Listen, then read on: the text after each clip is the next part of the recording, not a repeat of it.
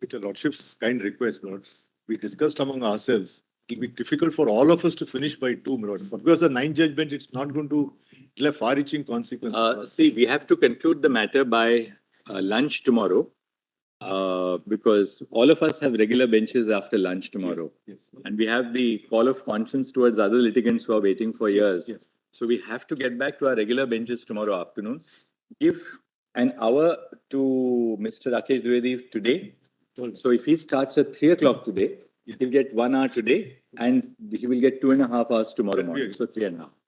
Between you divide it. We'll so that divide ourselves. Give us a small note by the morning tomorrow. Just 2 pages, Mr. Dwivedi, because we've made very detailed notes.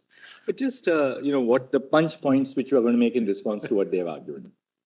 That's very kind of you. Lord, we'll also we'll give our punch points. After I think so. If you, We'll do that. we'll give you until 3 o'clock, and then you can. So let's start. Grateful.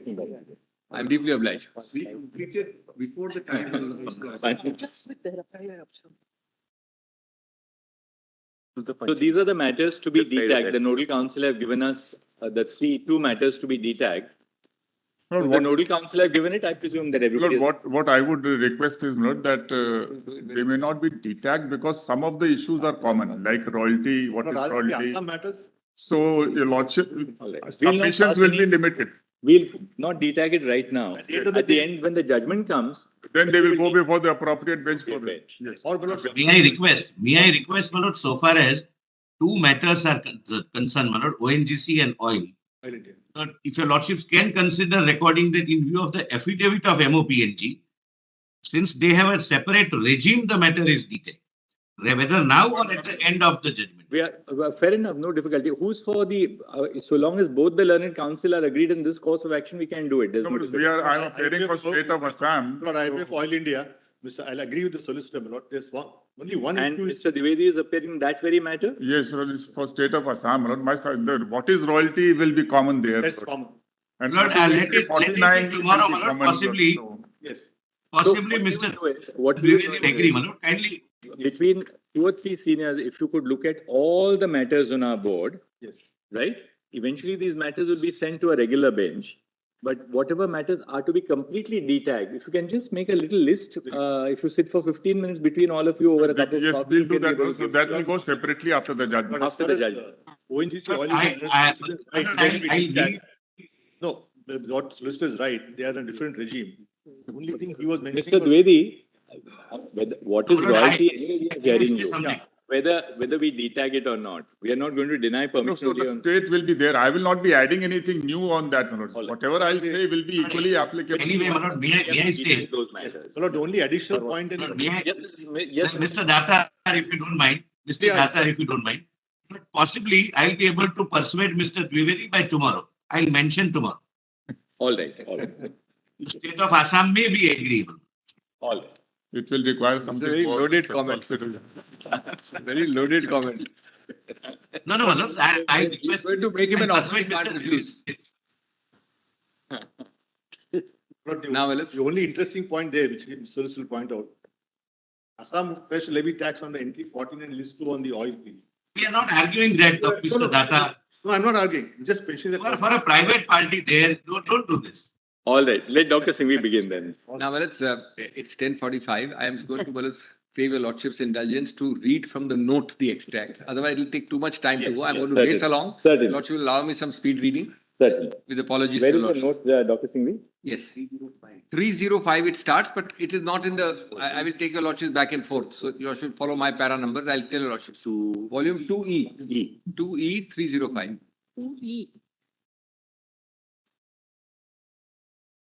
And well, there'll be no repetition. Most of the points are new, and I'll race along with your lordship permission. I'm going to keep to the time, Willis, to the maximum extent possible. Is where it starts. Dr. Singhvi, just give me 1 second. That's all. I complete.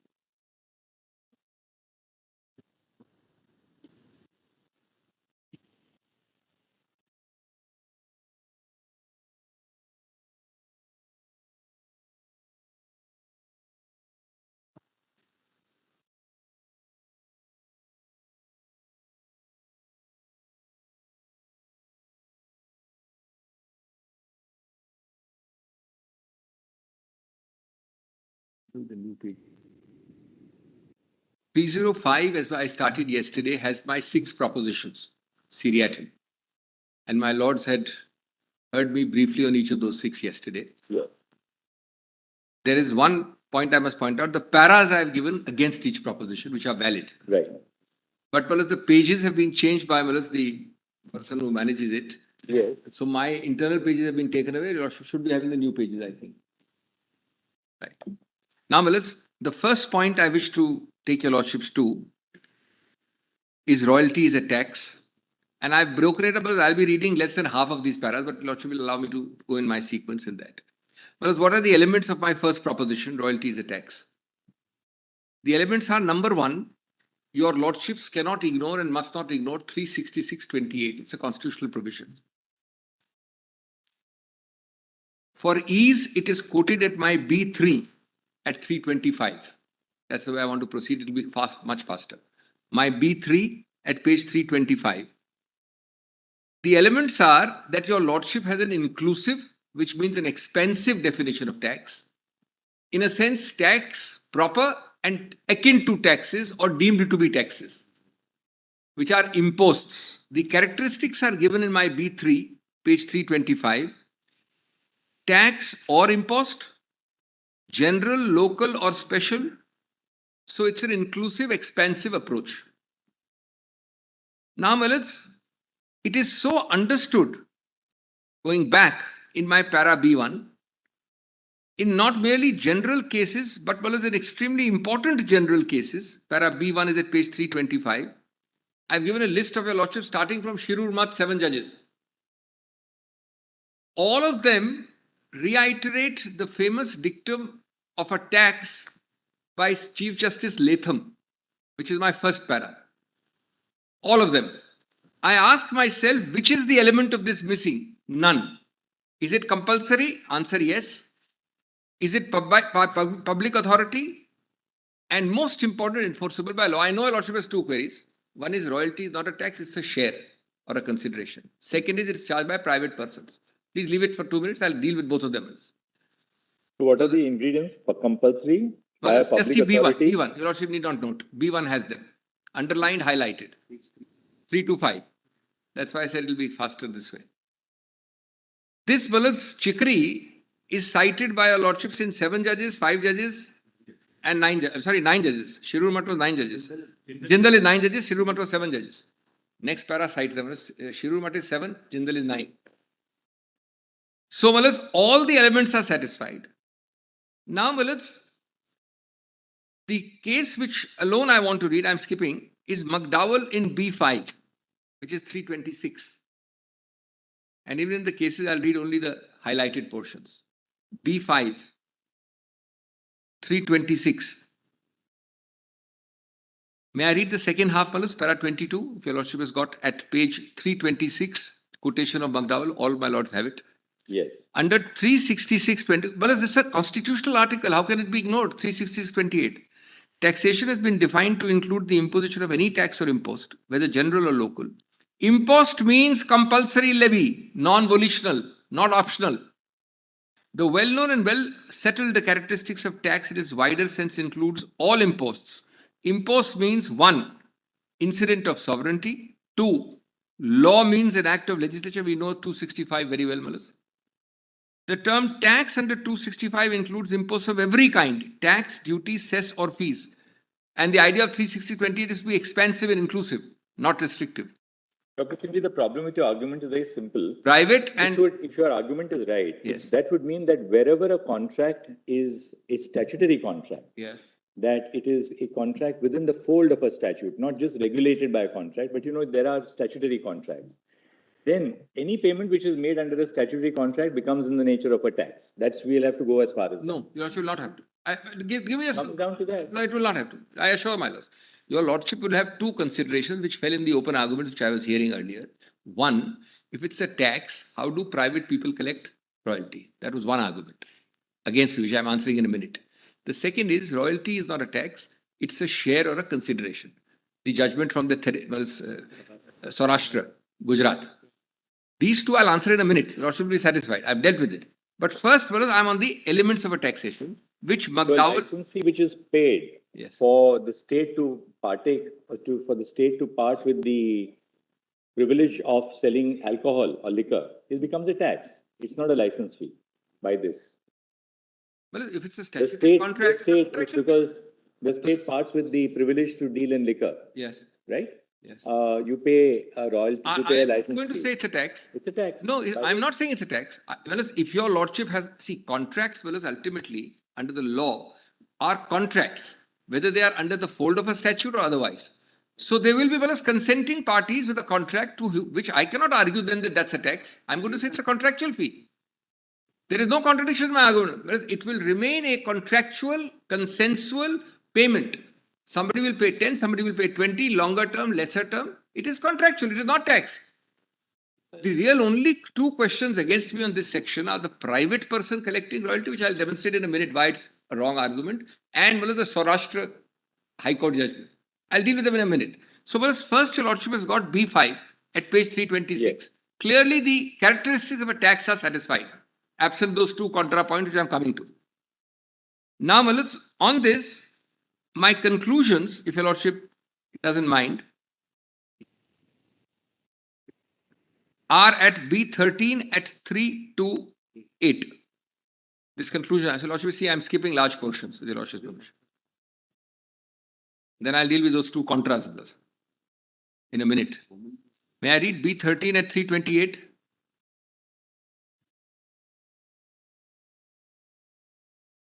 My lords have got it. Royalty and dead rent is a compulsory impost under a statute and not a result of negotiations leading to a contractual agreement. It is unilateral. The mining lessee has no say in its determination. The rate of royalty is fixed by the Parliament in the second schedule. Now, this is a very important characteristic of a non-contractual impost. Your lordship fixes it in the schedule. No options, no discussions, no consent, no negotiation. And can be varied or amended by the central government subject to limitations imposed by 9(3) by a mere amendment. The rate of dead rent, which is actually a more important example, not been given sufficient weight in 9A, is also fixed by the third schedule and can be varied or amended. The recovery is capable of being enforced by coercive means. Your lordships, in that very relic of the past, that contractual exaction of royalty by a private contractor, does not have 25 enforceability. Then, hence it is submitted that royalty meets all the requirements of at least an impost. Then, your lordship will come to, may I just straight away take a lordship to the two contras, which I myself formulated against myself. One is at 328, para 15 onwards. This I have dealt with the Gujarat High Court judgment. Incorrect to characterize royalty as consideration. May I read through very quickly? It will be faster and easier if I read these paras. Yes, very well. Royalty imposed under 9(1) ought not to be conflated with the concept of royalty as consideration share of income, such as intellectual property, music, artworks. Such royalty would be determined through negotiations between contracting parties. Royalty in its very essence is based on removal, consumption. There are 9 judges. Your lordship has to lay down the concept one way or the other very clearly. This will endure for a long period of time. And is very interesting. Let me digress for 5 seconds. 4 months after India Cements, which held it to be a tax. 4 months. Learned judge who was a member of the India, who was heading the bench of India Cements, Chief Justice Venkatramaya as he then was, holds it as 4 months later that we held so there is a tax. They did not misunderstand their own judgment, fellows. It's only the interpretation of Kesoram that you are misunderstanding your own judgment. Now, let's kindly see. Royalty in its very essence is based on removal or consumption of minerals. Although the terms removal and consumption are not defined, they are linked closely to the terms production and dispatch. These are directly linked terms. Your lordship has them defined 3A, 3FA. I'll not read them. Removal, consumption, products, derivative meaning of production or dispatch. I'm not reading it for saving time. Now, C customs is a general point. It's not on this. It holds that it is akin to excise. It's 7 judges, 9 judges. C customs is 9 judges. And just see the bold face on the next page, 330. My lord is saying, seeing I'm jumping, I'm only going to the highlighted portion. Lord will pardon me. I don't have time to read all. Excise duty is primarily a duty on the production. What is removal? What is dispatch? What is production? What is it, Mullis? You don't call it excise, but it is in the nature of a duty. Excise is primarily a duty on the production or manufacture of goods produced or manufactured in the country. Next para. Therefore, both excise and sales tax, of course, are different taxable events, are levied with reference to goods. The two are very different imposts. In one case, the imposition on manufacture or production, other is an act of sale. Now, Malas, I'm not saying this is a case on mining. It's a general case. It is, Malas, now come to Hingir Rampur and the nature of royalty is more akin to that of an excise duty. Hingir, and if in Hingir, your lordship will just come to 331, the page number, fourth line. This raises a question as to what are taxes on mineral rights. Obviously, taxes on mineral rights must be different from taxes on goods produced. If taxes on mineral rights also include taxes on minerals produced, there would be no difference between taxes on mineral rights and duties of excise under 84. A comparison of list 1 and 2 shows that the same tax is not put in both the lists. And whereas 50 is a unique entry, it uses the word tax on mineral rights. They don't use the word mineral development, they don't pick up the word for anywhere else. Therefore, taxes on mineral rights must be different from duties of excise, which are taxes on minerals produced. The difference can be understood. I'll skip those lines with lordship permission, come 4 lines below. There should therefore be no difficulty in holding that taxes on mineral rights are taxes on the right to extract minerals and not taxes on the minerals actually extracted. This is actually my proposition 4. It's coming later, but the judgment is the same. Thus, tax on mineral rights would be confined, for example, to taxes on leases of mineral rights and on premium of royalty. Taxes on such premium and royalty would be taxes on mineral rights, while taxes on the minerals actually extracted would be duties of excise. And then the last 4 lines underlined, not boldface, last 4 lines, same page. Therefore, the present cess is not a tax on mineral rights. It is a tax on the minerals actually produced and can be no different in pith and substitute from the tax produced. Now, Malas, Saurashtra, I know, has been cited against us, B19. I'll skip that because it is approved by Keshuram. Malas, I'm skipping that. That is cited in B19. Come to B20. Malas, what is the reason in Saurashtra? With the deepest humility, the reason is, if you don't want to have this tax, don't go mining. Well, is that an excuse? That's the reason given. Now read my para B20. Every indirect tax, fellows, in that sense is optional. If I don't go and buy a good, I won't have to pay the tax. So that means I should not buy the good. However, the underlying logic of this reasoning, well, this reasoning is the Saurashtra reasoning, Gujarat High Court. It is respectfully submitted, and that's adopted by Keshuram. That's the problem. Gujarat by itself would not have been a problem. It's adopted by Keshuram. It is respectfully submitted, patently erroneous, in as much as the choice of whether or not to undertake mining operations by obtaining a mining lease cannot possibly take away the character of royalty as a tax, for the reason that this choice is available with respect to all indirect taxes. One may or may not buy goods or may or may not avail services.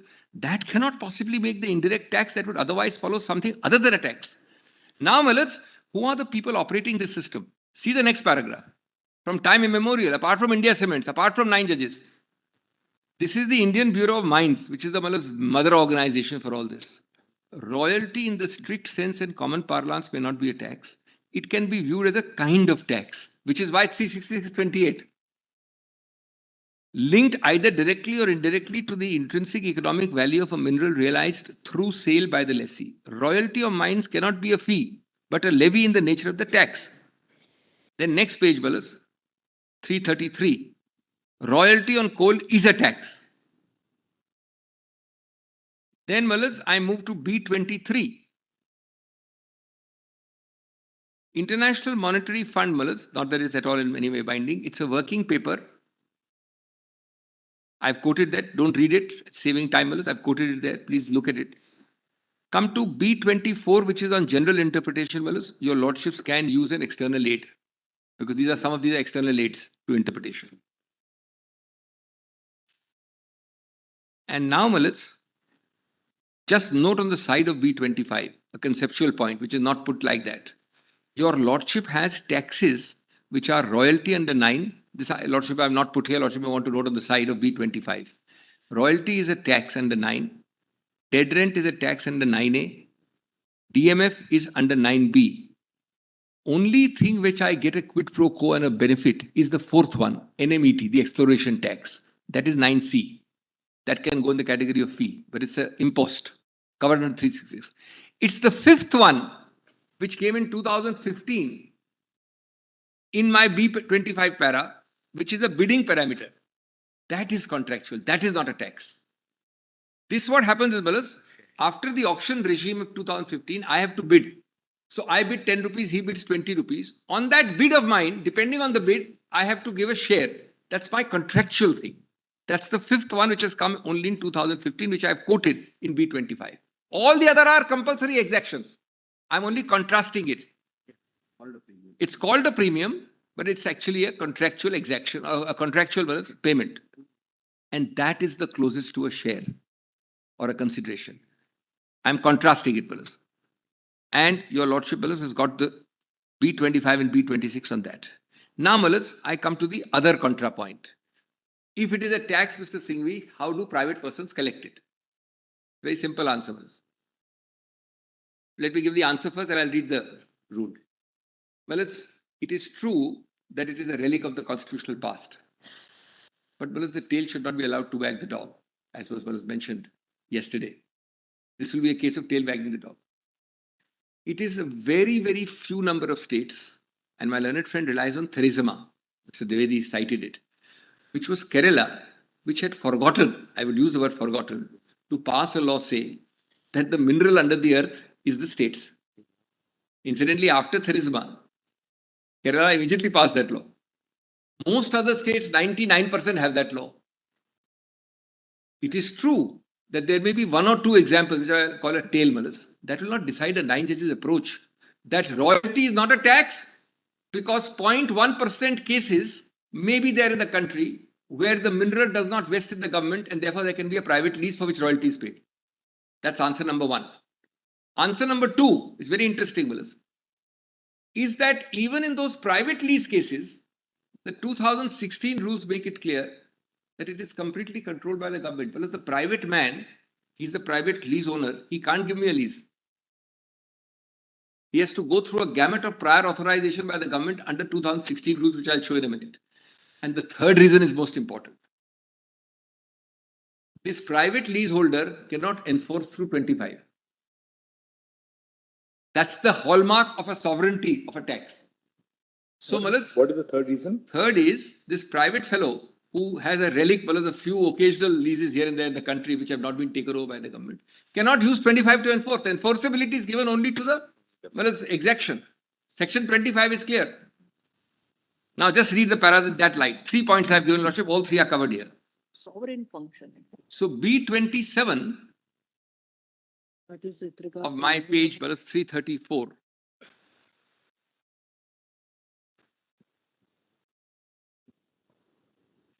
.334 is the Theresima Kerala case. Yes. At B27. At 335 page number of my written submissions, I have said in the first 3 lines, there was an absence at that time of a provision in the Kerala land revenue declaring the ownership of minerals underneath to vest with the state. That is one of those anachronisms. There is hardly a place, 99% would not be that. It's a relic of the pre-constitution position, which I have said. I don't want to read it, Balas. Second B28 is the section 25 point, which I just made. B28A, section 25 and 21 bracket 5, the recovery provisions would not be available to private lessors, thereby changing the very character of royalty. The grant of mining lease concessions by private person is not unqualified. Now see this authorization in rules 27. Where do they have? Quickly. The book you will have to take 2000. Actually, although the private man has the lease, he can't sneeze without permission from the government. All of it is regulated. All right, Well, rule 27 is not given here in this bunch, but your Lordship has that book. Yes. It's got a 2016 rules, which says for a private owner of a lease to even negotiate with him and give it to him, everything is covered by prior permission and authorization. He can't. And this is true of minerals other than hydrocarbons and atomic.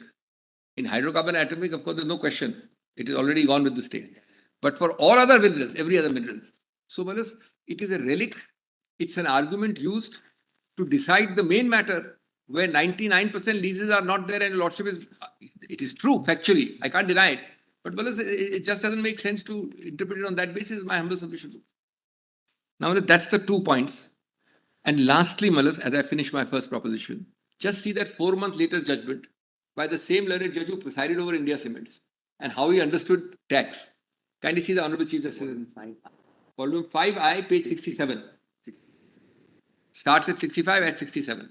He presided over India Cement. The learned judge who presided over India Cement, 4 months later in a former bench. Oh, come on, give it now, give it. Just that. 5I? 5I starts at 65, relevant at 67, para 6.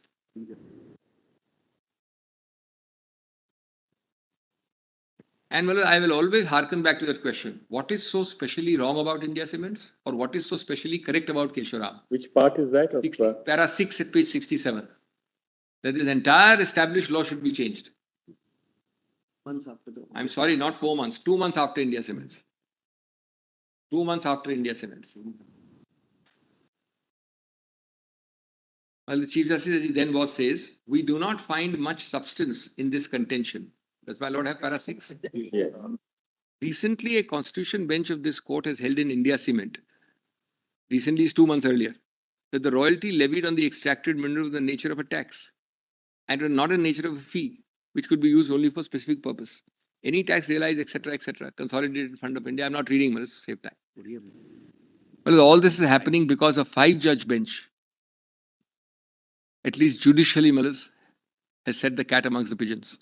Unless there's some overwhelming reason why a lordship should not follow a 5-judge bench. Malas. Otherwise, the law was very clear, understood as clear. Malas, coming to my second proposition, I must race along, Malas. Dead rent is the second proposition. At page 335, it starts. Is clearly even a fortiori a tax. As a lordship knows, the scheme is central government occupies in 9 the royalty. In 9A, it starts occupying the dead rent. Well, I would like to call a dead rent an idling charge. Is made to the government.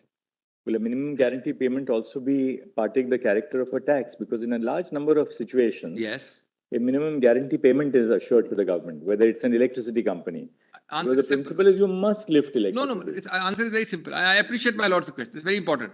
Nobody can say a minimum guarantee. Suppose there's a public-private partnership. Government has wants an assurance of a minimum revenue. Straight It away. says this is you must give me this, irrespective of what profits you make. Straight away, Malas, straight away. There's no problem. Every example which your lordship has in mind will be contractual. Every example. What are these public PPPs, Malas? One is a BOT highway. Second is a tender. Third is an auction. All contractual. This is, Malas, an exaction under 9A. Your lordship has a clear dividing line and I'm not going to be inconsistent, Malas. I've just yet to show a lordship a very interesting statement of objects and reasons when 9A was brought in. Your lordship will be shocked. Every case will fall in the contractual versus the non-contractual exaction line. And that's why 366/28 is perfect. Chief Justice Latham is perfect in Chicory. Followed by, Malas, 1 9 judge and 1 7 judge in India. Shirur Math and Jindal. Now in this, Malas, dead rent, first of all, the points are the same, Malas. 3 elements: compulsory, non-voluntary, exaction, and Malas, enforceability. Same. Here the additional point is, it is not based on what you extract. Nature of a tax. As a matter of fact, the better way of looking at dead rent is it's a charge on you taxation for squatting or for, Malas, idling. You just idle. Either, Malas, my learned friend Tushar Mehta gave a reverse example. I would think the better example is that you sit and do nothing. He gave an example that you overexploit early. Suppose you do nothing. You are depriving this man from getting it. You are not contributing to the country and you're sitting idling. So dead rent comes in, irrespective of whether you extract or not. Now, Malas, in this, B31 straight away is extremely important. Malas, this also was, Malas, in form K. It was transposed from Form K in 1972 and put in the section. This is apropos the Honorable Chief Justice, very important query. Of course, according to me, it was statutory even in Form K. There was no doubt about it. But well, after 1972, the issue vanishes. It is made a special statutory provision with a capital A. That's by para 31, B31. Now, Malads, in 72, they brought in two sections together, 4 capital A and 9 capital A. I hope I'm clear with this. And the object, the SOR of 4A, which I am reading from the note itself rather than taking your lordship to save time, is very, very, very interesting because it replicates the language of 54.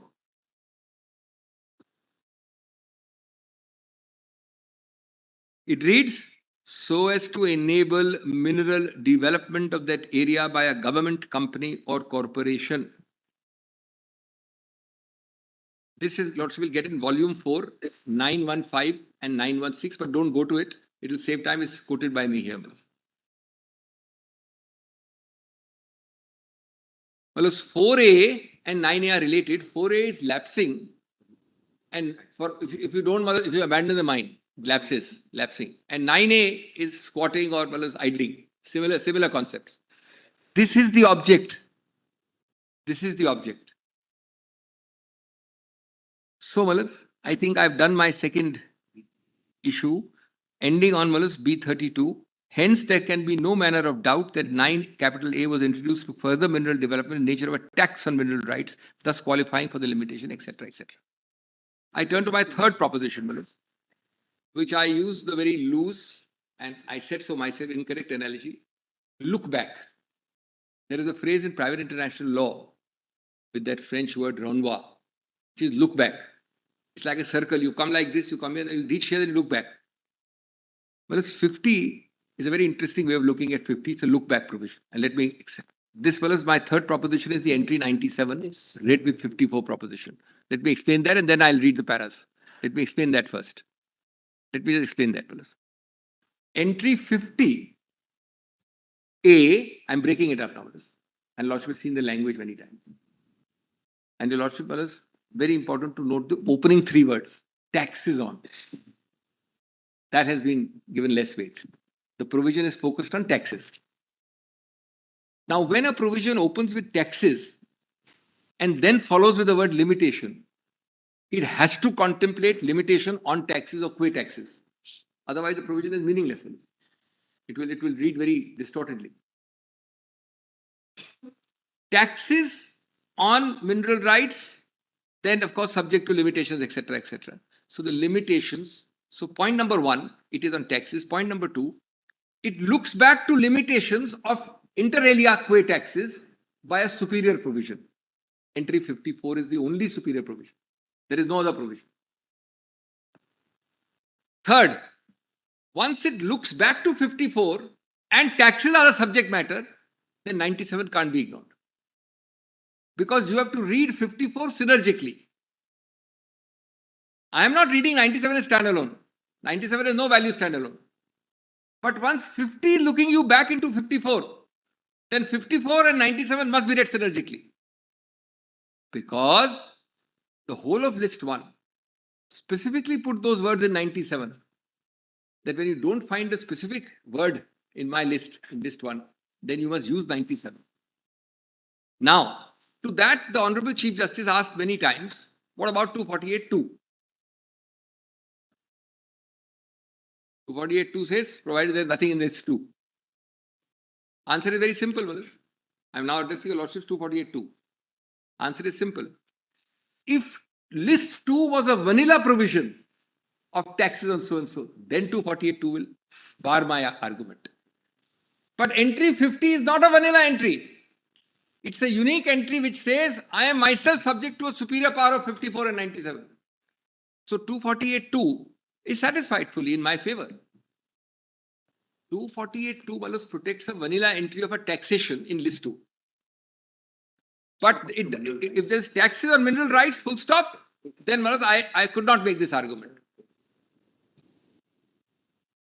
The only problem, Dr. Singhvi, is this. If you look at entry 97 just as it stands, you see, what you are arguing, there's obviously, it's a weighty point, that once there's a limitation on Nine judges entry, have the advantage of us making all kinds of fellows because the lordship is in a creative, there's no tabula rasa. Your lordships can decide whatever fellows is. because, entry 50 speaks of limitations. Yes. Now, if you are right, for that purpose, we have proceeded on the basis that you are right, Yes. to test the hypothesis, that the limitation is provided by the MMDR Act. Once the limitation is provided by the MMDR Act, then the power of the state to impose a tax on mineral rights under entry 50 is denuded, right? Is denuded. If that power is denuded, your submission is that power to impose a tax on mineral rights has to be located somewhere. And if it is to be located somewhere, it is in entry 97. 54 read with 97. That's 54 important. read with 97. Because otherwise, your lordship will be right. I mean, I don't want to have a standalone situation. The basic power 97 was meant to go Entry with 54 does not. Entry 54 does not cover the field of a tax at all. Right? The power then to impose a tax, it's actually, I'm incorrect because the lists don't confer a power. 245, 246 confer a power. Correct. But the subject of a tax, which does not fall within entry 50 then, or which is subject to a limitation under 50 by your submission, Let me answer that. has to go to entry 97. The problem with that argument is that entry 97 says, including any other tax matter not mentioned in either of those lists. Including any tax. Even if there is a limitation, even if there is a limitation imposed under entry 54 of list 1, Yes. that tax does not cease to be a tax mentioned in any of the lists. No, may I answer straight? That tax still continues to be mentioned in all well, the there's lists. a slight thing. I appreciate. Allow me. I understand my laws completely. Right, therefore, 97 that the power of the state to impose a tax is subject to limitations. 97 disapplies itself because mention is made in 50 is what your lordship is saying. Otherwise, look at it slightly differently. Yes. Here, according to you, the states cannot impose a tax on royalty at all because of the MMDR Act, which covers the field, right? Because that's a limitation. Suppose, for instance, the parliament has imposed a limitation not of this nature, which according to you is absolute. The states cannot impose a tax on royalty at all, according to you. Suppose parliament imposes a limitation short of an absolute limitation, right? It, in other words, permits the states to impose a tax on mineral rights, but hedged in by condition 1, 2, on atomic minerals not exceeding 5%, on bauxite not exceeding 7%, on XYZ not in minor minerals. In which case, it could well be argued that Parliament then retains the power to tax mineral rights bereft of the limitation which it imposed on the states. That can never be. I understand my law's query. Allow me to answer. It's very important. The nub of this.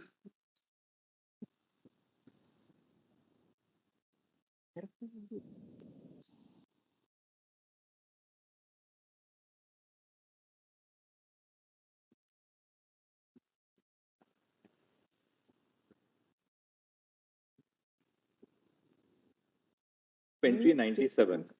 Entry 97 was introduced because the framers felt, when they framed the constitution, that in future there may be new taxes which we never knew of. They may not have contemplated those taxes. And exactly, service tax was goods and services tax. Answer that. It's GST was not mentioned anywhere at all. I was now applied squarely to this case. First of all, let's just keep MMDR aside for a while. I'm at one stage anterior. The simpler argument is 9A, 9A, 9B, and 9C occupy the field completely. That occupation will be provided Parliament has the power to occupy. So I am going one stage before, against myself. 9A, your lordship will just leave aside 9A, 9B. Now, your lordship, as the Honorable Chief Justice, the heart of the query is that 97 says not mentioned, clearly 50 mentions, therefore 97 disapplies itself. I understand the query completely. Now, what is my answer to this? We have to start the sequence again and give me just a couple of minutes, very important for us conceptually. Entry 50 deals with many elements, but two crucial elements for this argument, taxes and limited by law relating to mineral development. Now I'm only answering my Lord's query. I'm not going to the larger issues. 50 does two ingredients vital for my answer to my Lords. One, taxes. Two, limitations imposed by law relating to mineral development. It can't be a limitation related to non-mineral development. Clear, Manas? Number 3. If 50 makes itself a non-vanilla provision, not saying taxes on mineral rights, full stop. But 50 itself says taxes subject to a limitation by law related to mineral development. The third step is, which is the only source of power for mineral development? Answer has to be 54. That's step 3. I'm breaking it up. Allow me to just develop this. It has to be 54. That's the only single source of that subject. Number 4. Having reached there, you are in actually only one situation, because it doesn't, 54 doesn't use the word tax. So why do you find, that's why 97 was created. If Parliament makes a law limiting relating to mineral development, which is a limitation, the taxing powers goes concomitantly with 97. Now the fifth point is important. The word mention in 97 is not to be led literally to mean if there's any mention. What nature of mention is there? What is the architecture of that mention? What is the form of that mention? What is the way you have mentioned it? Your Lordship's word mention would be correct if it said tax on mineral rights, full stop. That's the mention which will disable 97. So you're saying 97 has to be read harmoniously with 50. First and foremost, 50 has to be read harmoniously with 54. Then through 54, that's what my Lord said just now. Well, is the mentioned word, I understand what my Lord is saying. That is the That's the crux of the matter. That's why I've divided into 5 points. The answer is divided into 5 sub-points. There's something in what you are arguing for this reason, that it can't be in the contemplation of the Constitution that then nobody can impose a tax. Exactly. Right? There can't be a vacuum. There can't be a vacuum in taxation, as there can't be a vacuum in legislation. On the one hand, because of a central law, the states can't impose a tax because it's a limitation. Then does that mean that even Parliament cannot impose a tax? I mean, there is a point which we'll that is, on of course, well, if your Lordship holds it to be a different kind of entry 50 than what we are saying, then the matter is different. Your Lordship has to consider this part of the case, which is that 50 is a very unique entry. It is clearly looking back at 54. Which also then leads us to one more question. Yes. All those levies which Parliament has now imposed under the MMDR Act, yes, nobody's challenging those levies, of course. No, they've been challenged somewhere else. But under what power did Parliament impose those levies? No, it is 54 and 97. Ultimately, no, now judgment is said so. Problem is Keshoram. Mahalakshmi said exactly what I'm saying. The problem is, Keshoram came along and ignored number of judgments, including Mahalakshmi. I would like to claim Mala's novelty and ingenuity. I can't. Mahalakshmi has much of this. Keshoram, with respect, could not have said the cat amongst the pigeons on this basis. I've quoted Mahalakshmi. Allow me to read that. Well, Honorable Chief Justice will kindly allow me.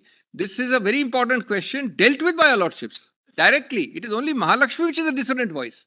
My Lord has been consistent. Let me give you those 4 or 5 cases in a minute. So now, Malas, I'll be reading now from 11 onwards very quickly. This is the whole case. Now, Malas, on this point, these paras will show Lordships that I am not able to claim ingenuity or novelty. This has been You're proceeding on the basis that royalty is a tax. Yes, that's a set of arguments. Yes. Suppose there's another perception. Yes. If royalty is not a tax, of course, in the subsequent judgment, they said it is akin to a tax. Yes. It is an exaction, but not a tax. Then what would be your argument? First of all, akin will not make a difference because 366(28) will make it. But let's forget that argument. Yes. It is under the grant of a lease. Yeah. It is for exercise of a mineral right. Yes. But it is not a tax. Yeah. Then what would be the argument? The state's power under entry 50 remains. while under the parliament, why- royalty may be That is imposed. why I said that would be, Malaz, a acceptance of Mr. Dwivedi's argument and a repulsion of Mr. Salve's first part of the argument. But Malaz, in my case, even then, dead rent is not answered in my Lord's query. What about dead rent, Malaz? In India, Remain a tax. in India Cements, they included the word No, royalty. dead rent is, sorry, go. In India Cements, the problem arose because they included the word royalty in the definition of that particular impost or cess.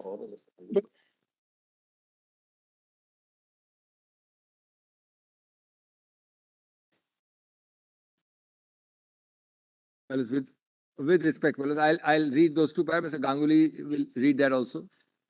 Straight away. Para 34, India Cements is not. Allow me to answer. No, straight away. Yes. Malaz, may I say, India Cement, independently on first principle, holds royalty to be tax. Directly and clearly, not because it's included here or there. Then it says, cess is another kind of tax. Yes. Therefore, tax on tax is bad. But royalty is a tax is independently on first principles held by India It Cement. stems from the fact that the word royalty was included in the definition No, Malaz. Yes. With respect, no. I'll show that. of the State Act. Malaz, it will make no difference. Malaz, obviously, a tax of any kind will have to have some statutory basis. Yes. Under Article 265, your lordship cannot have. So it has to have some backing. But the basis is therefore statutory in the not the strict sense, but let me say sovereign levy, exaction, and enforceability. Your lordships cannot have a tax. Well, suppose I contractually demand something, it won't be a tax. So that much will be there always. But India Cements is directly holding it to be a tax. It is holding it because it is an exaction. Of course, they had a separate question. The first para puts it that is this cess on royalty valid? So cess on royalty makes it worse. It's already a tax. On that you put another tax. So that's the issue. But to come back to this, dead rent is a good example because dead rent is a for sure a tax.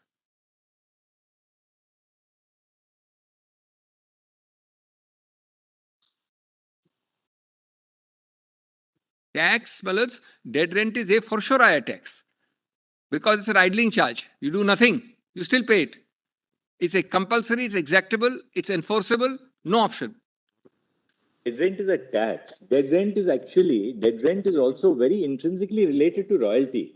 That's why the proviso to section 9A1 Yes. says that when the holder of a mining lease becomes liable to pay royalty, Yes. he shall pay either royalty or dead rent, whichever is higher.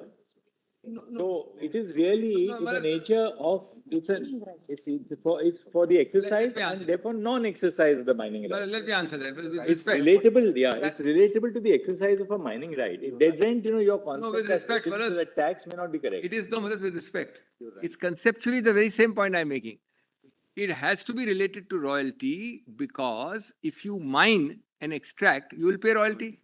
Now, If you don't mine and extract, you are squatting, which is why you pay dead rent. It's an idling charge. I started by it's not saying a that. tax. Well, just see. It's a charge which you pay to the state Yeah. for not having exercised your right to extract, and therefore the state is losing revenue. It's not optional. And therefore, you have to pay. It is. So what is the? That's why Malaz 36020 impost. What characteristic of a compulsory levy does it not have? It's compulsory. It's 9A. It can be enforced by 25. The man can't, and the rate can be changed by an amendment to the third schedule. Your lordships can't change the rate without amending the third schedule. It is completely a tax, Malaz. And the whole idea of putting 36628 was to catch those minor freezes which said that no, it's not a tax in a full form called so. Malaz, your lordships can't change the rate except a third schedule amendment.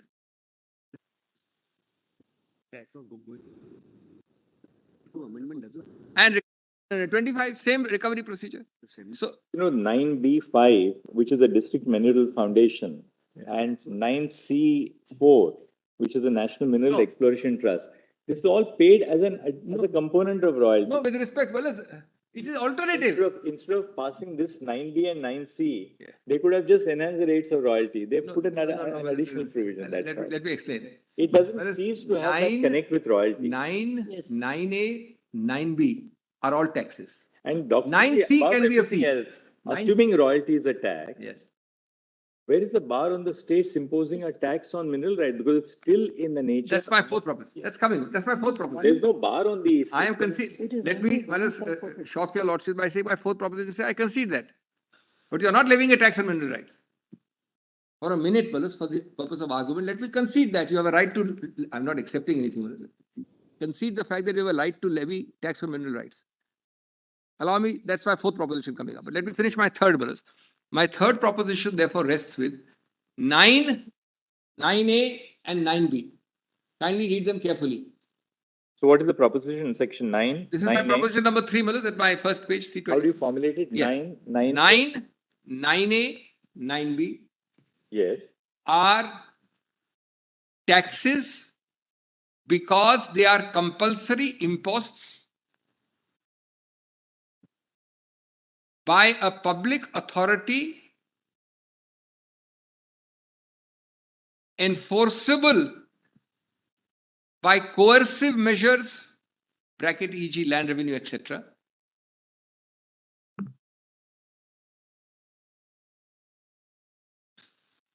And are changeable only by statutory amendment. There is nothing else a tax has, brothers. No tax will have anything except this. No tax. Otherwise, the whole concept of tax will change. And if 7 judges in India have held so, why should your lordship depart unless there's something fundamentally wrong? This was accepted by India 7 in so many cases. It's just that Kesharam has created this new thing. 9C is, however, a fee because there is a quid pro quo of exploration. I myself said so in my note. 9C has an element of quid pro quo and is a fee. It's an exploration issue.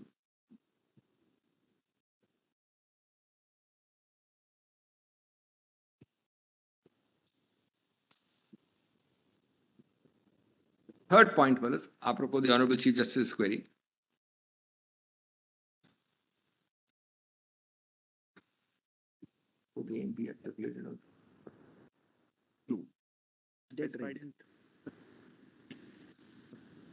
Two more sentences on this, Oliver. 9A, which is dead rent, has to be alternative because when you don't mine the land and extract minerals and squat or waste time or sit there idling, then dead rent comes in. So the very concept is in the alternative.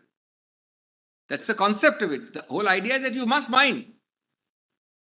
All right, that's the third point now. And the last is well, that some of these calculations in one or two of these cases is done by a percentage of the royalty. That's a calculation. That has nothing to do with changing the character. It says that you will pay at X percent of the royalty. This first completes my third point, but the most important part of the third point is the look-back nature, non-vanilla nature of entry 50. I've done proposition 3 minutes. Proposition 4 is what my Lord, the Chief Justice just now asked me. No, I'm sorry, Malas, I have not finished. I have to read very quickly this previous point. Please turn to A11, Malas, page 310. I was conceptualizing it. I have not. This will be very quick. I'll just read it very quickly. On the previous point, Malas, that is on this 50 look back and 97. Come to Malas para A11 at page 310. This I had to read, Malas. Extremely important. Such important judgments are completely, Malas, put to the side by Kesharam. That's the only reason, Malas, your lordships have to exert. Please turn to, Malas, page 310. Does my lord have it? All my lords have got it? Yeah. Now, just I will read the bold face only, Malas. I'm skipping. This is Mahalakshmi. Once the parliament has occupied the field in connection with regulation of mines and minerals development, and when the parliament declares it is expedient in the public interest to do so, entry 23 of the state list regarding regulation of mines and minerals would be of no avail to the state legislature, as entry 23 is subject to list 1. Nor will entry 50 be of any assistance in this case. Kindly go further, the bold portion. Once these entries are out of the picture, it is entry 54 in the union list which will operate, and the imposition of tax on minerals extracted would be squarely covered by 54. Now come to the next page. Section 9 being part and parcel thereof cannot be out of the sweep of 54. However, even assuming that there should be a specific taxing entry regarding taxing of royalty on mineral, rights which can sustain such legislation under the said entry, being a topic of legislative power, we find that there is no such specific entry in union list nor in state list or concurrent list which can be of any assistance in this connection. Entry 50 in the state list is out of the picture. That's non-vanilla entry.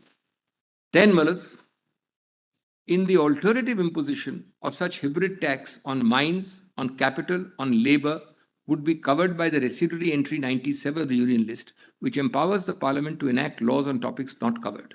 Now go further, Malas. It is not a flash in the pan. It is not, Malas, one swallow which I want to make a summer out of. Come to, Malas, the next judgment, Saurashtra. Yes, that's it. Now, no, that's it. No, I'm going to cite it. Now, Malas, the next para is Saurashtra. This is not that Saurashtra, Malas. This is the Supreme Court Saurashtra. Yes. The other one was the Gujarat High Court. The boldface. Section 9 and 9(3) thereof, by holding that by entry 54 of list 1, it was within the legislative competence to make the law in question, neither 23 of list 2 nor 50 of list 2 would be attracted. It is no doubt true that in the aforesaid case, that is Mahalakshmi, aforesaid case, the court also held that 97 will confer legislative competence, but not because Parliament has no competence under entry 54. They went further. 54 is enough. But it was used as an additional prop. I hope I'm clear, Malas. They say 54 is enough. 97 is an additional prop. Now, Malas, come to A15. Kannadasan, I'm not citing, Malas. Mr. Salve was dismissive of it. I'm not citing for that purpose at all. I am citing that when your lordships had so much collections and you had to help the states to not get refund, you passed Kannadasan. You passed the Validation Act, and it came for Kannadasan. Look at these highlighted paragraphs. Shri Sanghi argued that the denudation is not absolute, but only to the extent provided in the MMDR. Section 9, Learned Counsel submitted one of the facets of the extent of denudation. This partly will deal with the extent argument also. This contention assumes that notwithstanding the declaration in 2, the states still retain the power to levy taxes upon minerals over and above those prescribed by the MMDR, and that a fresh declaration is called for whenever such subsisting power is sought to be further encroached upon. That was the original argument. Each time you must have a fresh declaration. Then 313, page 313, the denudation is not partial, it is total. They cannot levy any tax or cess on minerals so long as the declaration in section, there's a misprint there, 2 stands, 2 is missing. Once the denudation is total, there is no occasion or necessity for any further declaration or, for that matter, for repeated declaration or denudation. Now, Malas, let me make the submission after I finish. Come to para 17. Even assuming without conceding that the declaration in 2 does not ipso facto oust the state's legislative competence, I'm arguing in the alternative, expressly contemplates the levy of taxes thereunder as evident from section 25, and the fact that it levies a royalty, which is a special kind of tax, under 9 and a dead rent under 9A, denudes the states. Conclusion in 18 is very important. Conclusion. Thus, even assuming entry 50 is to be read restrictively so as to require an inquiry as to whether any specific provision imposes a tax, 9(1) imposes tax, directly covers the field. 9A imposes dead rent, directly covers. 9B imposes a cess to be employed for upliftment of the district affected. I'm on the next page, Manas. And Manas, your lordship will just allow me, this Pradhan Mantri Khanij Kshetra Kalyan Yojana, which is at page 47, is very useful. It'll repay study. I don't have the time to show it. Please make a note and please see it, Manas, at your lordships. The center covers the entire gamut and tells you how to use the money till the last user. This Pradhan Mantri Yojana, Malas, is page 57, is very comprehensive. And it is issued under section 20 capital A of the Act.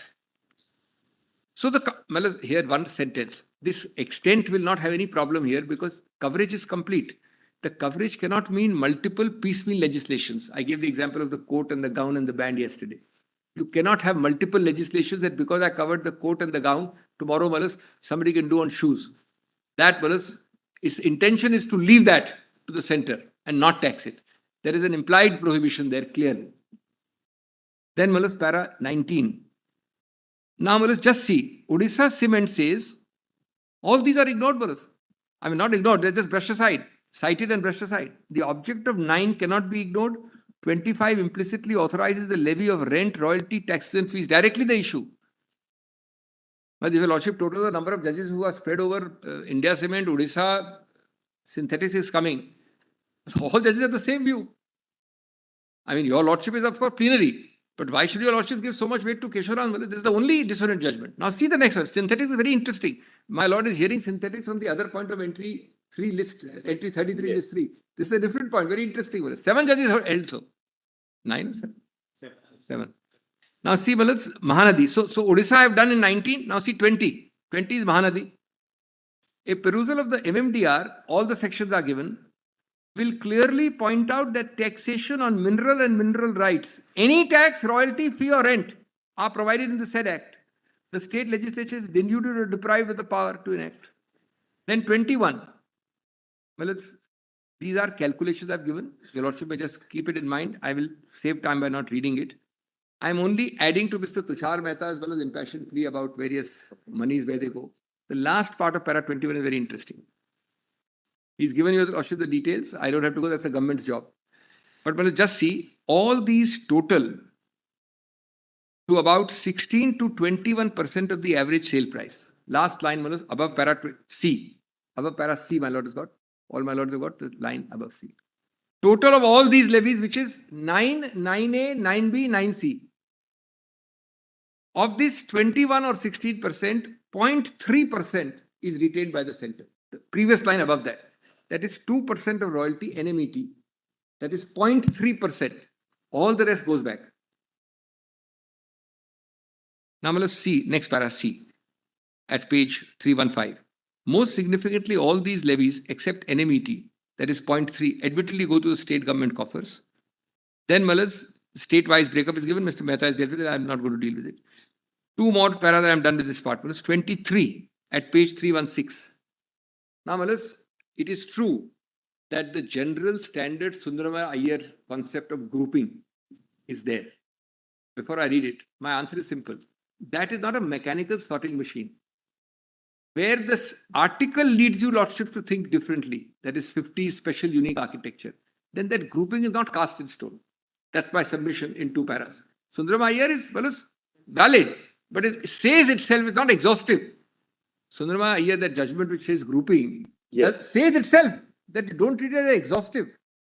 There may be entries like 50 which don't allow grouping because they're uniquely worded.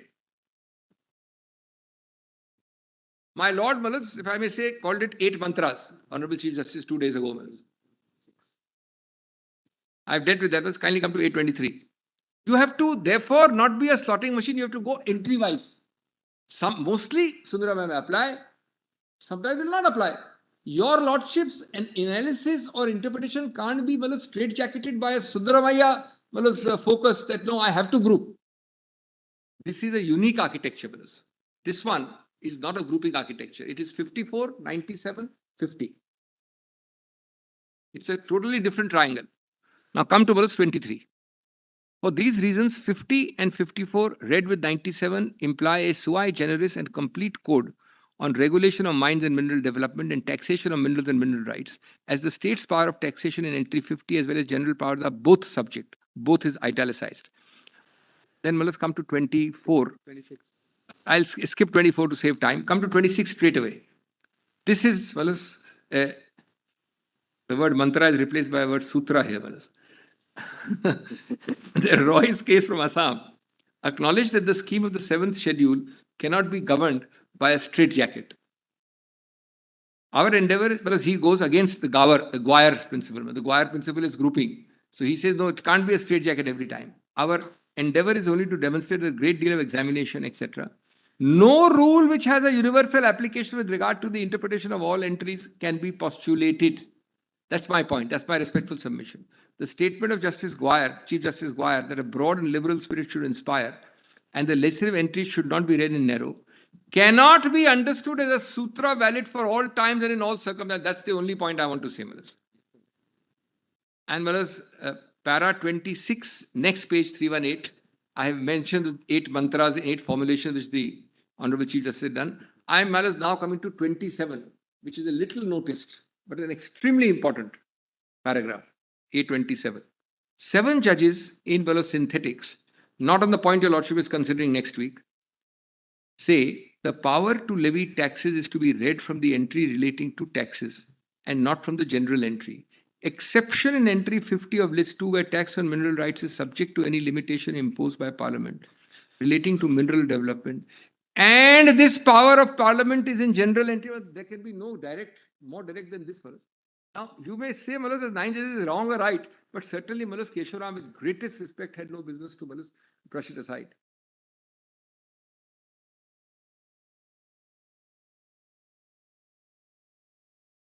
Then Malas, The power to impose a limitation has to be read under entry 54. That doesn't mean the power to impose a tax is to be read under 54, read with entry 97. 2 answers, Malas. It means a tax because of the language of 50. That's the opening word of 50. 50 cannot contemplate a limitation which cannot be a tax limitation. Answer number 1. Answer number 2. 7 judges have said exactly what I've said just now. No, it's a limitation on the power to impose tax. No, tax it says. Synthetic says tax. Yes, the limitation on the power to impose tax means the power resides with the state. The limitation emanates from entry 54. Yes. Correct. Therefore, the power resides in the center also. The center cannot impose without all the power. The power has to be in the center. And a superior power is the center.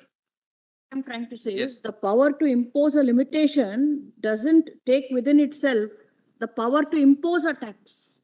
With respect, let me examine. That's a new nuance, my lord. Give me 2 minutes. How do you limit a tax without reducing or imposing? Suppose the state imposes 1%. I want to limit it, I say abolish it. Your lordship has to assume that I have the power. If the center has no power, the matter ends.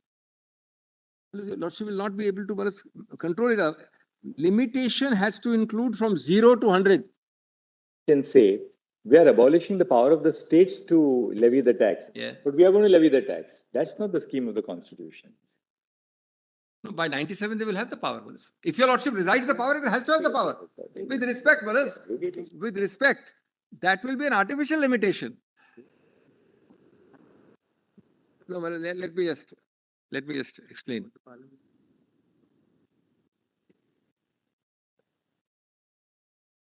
Very clearly, Let me explain this. It is very clearly divided, Dr. Singhvi. Yes. The state is given the power to levy the tax. Subject to limitations. Subject to limitation, we understand that. And we go into the limitation of 54. But you are trying to bring in 97 as also a power to levy tax. How can the residuary entry be utilized for this purpose? Can I? First question to be decided is, does the center have the power or not? Matter ends if your lordship find they have no power on taxation. That's the primary question. All this debate is if they have some power of taxation. My answer is they have to have a power of taxation because the limitation envisaged and recognized by 50 itself is a limitation on taxation. 50 itself recognizes that you, my superior, has the power. We stop here, Manas? Unless we accept the fact that 50 dealing with taxes, using the word limitation, recognizes a superior person, then we can't go further. Now we come to a different nuance, which my Lord Justice Nagratna has asked. Yes, taxation is also within 54 because the look back by 50. Is in entry 50 list 2. The power to impose a limitation on Quay taxation. 54. Right, let's accept that. The power to impose a limitation, quay taxes. We are only concerned with that, right, Police? Now, my 2 submissions there are, if your lordship concede, this is only a debate, your lordship doesn't have to concede or accept, your lordship decide. But if your lordship accepts a power, that taxes can be limited by the central government under 54, then 2 facets. 1, the word limited by central government has to include the plenary power from 0 to 100 is the first submission. It's not that your lordship gives him some power and not gives him some power. He either has the power or doesn't have the power. On taxes, and I say he has to have the power on taxes because 50 looks back. Now the second facet. Once he has the power, I am only Back using, to limitation. That's right. but limitations quite taxes, because the entry is on It taxes. does not transfer, the limitations do not transfer the entire field of taxes on mineral rights to Parliament under entry, under list one. No, if Parliament chooses not to do so, yes. But it's kindly go to 50. Because, Let's go to you know, the danger, look at the grave danger to the Indian federal structure by accepting your argument. No, Parliament can decide not Suppose to. Parliament prevents, suppose the limitation assumes the character of a prohibition. Because there are judgments that say a limitation can amount to a prohibition. Then, on the one hand, Parliament can prohibit the states, but it can say, I have prohibited the states, so now the entire field is left to me. There's a little Under difference. list one. Point number two, Parliament imposes limitations. It can say, I have limited the states, but I am unlimited. Can I answer? I can impose a tax minus those limitations. Can I answer? That was never the. Can I answer That this? was never the intent. Can I answer that? And properly, what the Chief Justice was saying, you see, merely because bulk of the revenue collected goes back to the state would not meet the argument that the That's a Chief Justice. constitutional argument. This is a factual argument. There are two different things. One is your lordship first has to locate the power. This is not a question of fact whether I give you back or not. That's not, I'm not arguing that. The limitation in on mineral development. No, therefore, now let's just look at 50 for a minute. Just look at 50. I know this is too late in the day to look at 50, but let me give you lordship 1 minute. Taxes. Power, right?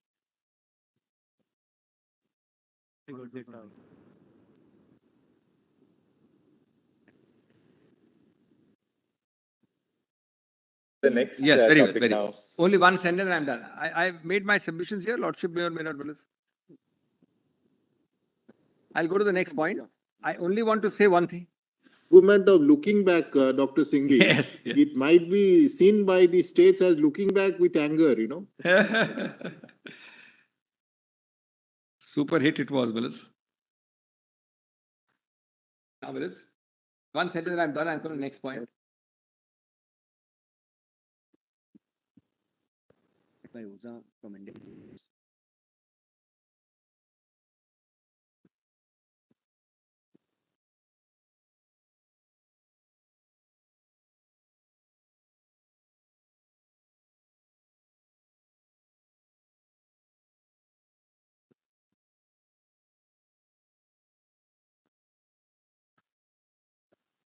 I'm coming to my next proposition with one sentence in the last one. There are therefore, in summary, 5 judgments. What should be note on the side is not in my note. 3 of them locate this point in 54, read with 97. I'm summarizing now. Those 3 are Mahalakshmi, Saurashtra, and Justice Sinha dissent in Kesharam. Just one. There are 5 judgments. 3 locate the power of Parliament to levy a tax. Yes. Under 54, read with 97.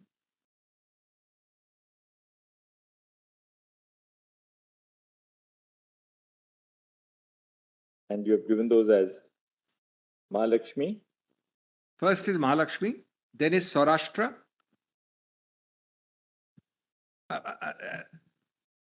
Then Sinhaji's dissent in. And the 4th is important, Odisha, which is quoted in my page 311. I'm saving time, is a very useful quotation. 4 judgments.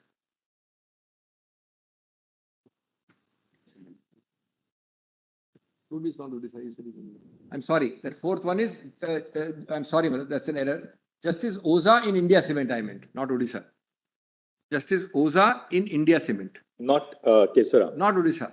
No. Justice Oza in India. Kesaram and Justice Oza, because he was a concurrence in India Cement. Yes, we saw that, I remember. And there is one more judgment which does the same conclusion without 97. Without 97, which is Mahanadi plus synthetics. 2 judgments. I'm sorry, 2 judgments. Mahanadi and synthetics. They're all quoted. So my lords has 6 judgments in all, 4 which do conjointly 54 and 97, and 2 which rely on 54, but the same conclusion, taxation. My question remains the same to myself, Willis. Why should Kesharam be preferred?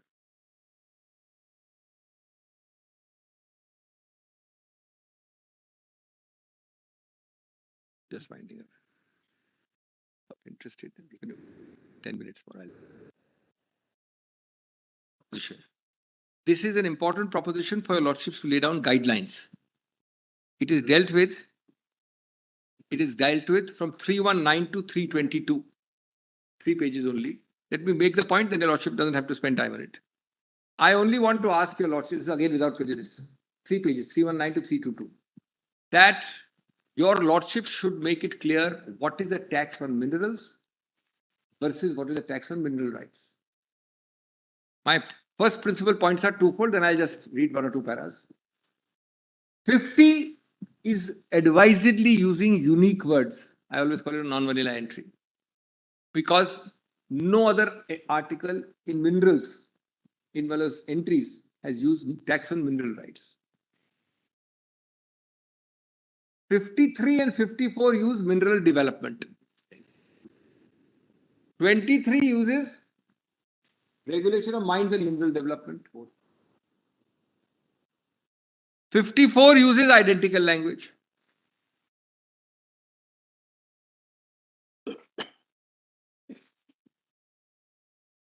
Now, Malas, my point is that your lordship should give some weight to that different language used. And one more sentence factually and contextually. Malas, there's a fundamental difference. One is you tax my extraction from the bowels of the earth. So 10 tons, ad valorem fee, 5%. What is the value? Sale value, you tax. 100, more tax. It's a fixed ad. So tax on minerals. Yes. It's very easily understood. Tax on mineral rights. And in contrast, I give him a lease for 20 years. I give him a lease for 50 years. And I give him a 100-year lease. Or I give Manas different forms of licenses. I don't know all forms the lordship has of, along with size. You can tax that, but that's a different taxable event. The nature of the tax is different. I'm not saying you can't tax this. In this argument, I'm conceding. Without prejudice argument, naturally, without prejudice argument, I'm assuming that you can tax, but you please tax mineral right. That is the duration and the size which you have to extract minerals, not the actual mineral extraction. The grant can be taxed. This has been held, Balats, incidentally, again, these are all Balats upset because of Kesharam. This has been directly held by 3 persons at least, Balats. The same Justice Oza concurring in India Cement. It's all quoted in my note in these pages. Justice Sinha in Kesharam and Justice Vanchu in Balats in great detail in Hinge. That's the most detailed.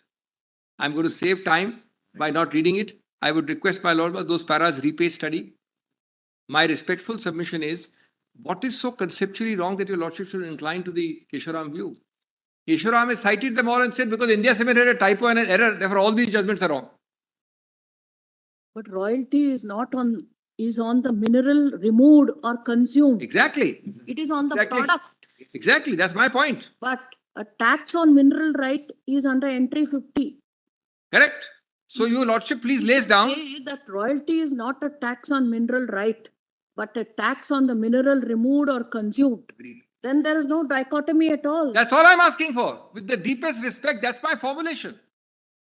But I can't say it, your lordship has to say it. So you are saying that I if think the that was states it. impose a tax under entry 50, you can tax the grant, but not the extraction of the material. That's your contention. This is a more pithy formulation. Tax on minerals extracted, dispatched or removed are not part of 53. Not part of 50. And 50, as my lord puts in a different form, I didn't But use it the can word be grant. used as a measure. You can't. A measure can't change the taxable event. A measure can't change the taxable event. Taxable event is your right to extract. Extract, which is not the mineral extracted. But the state legislature may say, okay, I will impose a tax which will be a certain component of royalty. Whereas once Right. your lordships, Your right to extract is not really something in the abstract. Your right to extract has meaning because of the commercial exploitation of the right. So the legislature may choose a number of formulations because a number of formulations are open to the legislature. It may say, all right, we will tax at the rate depending on the number of years of the lease. or the quantum of the area, Yeah. or the size of the grant. Yeah. Or we can also tax on the basis of the actual extraction as a measure of the tax. Can I Manoj, just, Because that's the commercial use to which you are putting that grant. no, Manoj. My lord is simply putting that the Say that measure, a tax on mineral rights should have no connection at all no, I'm to not the saying that. exploitation of the mineral No, rights. Maybe a little too far-fetched. Manoj, It's a legislative Manoj, issue. We then must your lordship would be, consider it in the Manoj, broadest possible then your terms. lordship would be allowing a camouflage. It's a field. No, may I answer that? Your lordship would then be allowing, And it's not this, that a tax on minerals is given to parliament and a tax on mineral rights is given to the state legislatures. In which case you would have clearly have to restrict taxes on mineral rights by excluding that which is given to parliament May I as a answer tax both? on minerals. may I answer? Here, the entire field of mineral rights is given to the state. May I And it answer is both the subject points? to limitations which parliament May I makes. answer both the points? Straight away. Point number one. And regulation and Point development. number one. Well, your lordship will not allow a legislative subterfuge. It's most established principle and axiom of tax law that by camouflaging, you cannot use the measure. Argument, therefore, Dr. Singhvi, is that, look, you can only tax the right to extract minerals. Your lordship put it But differently. it must, Grant. it must have no nexus at all with the actual No, extraction. that second point, you're right. I'm saying something else. Willis. Your lordships can let division benches decide the individual case.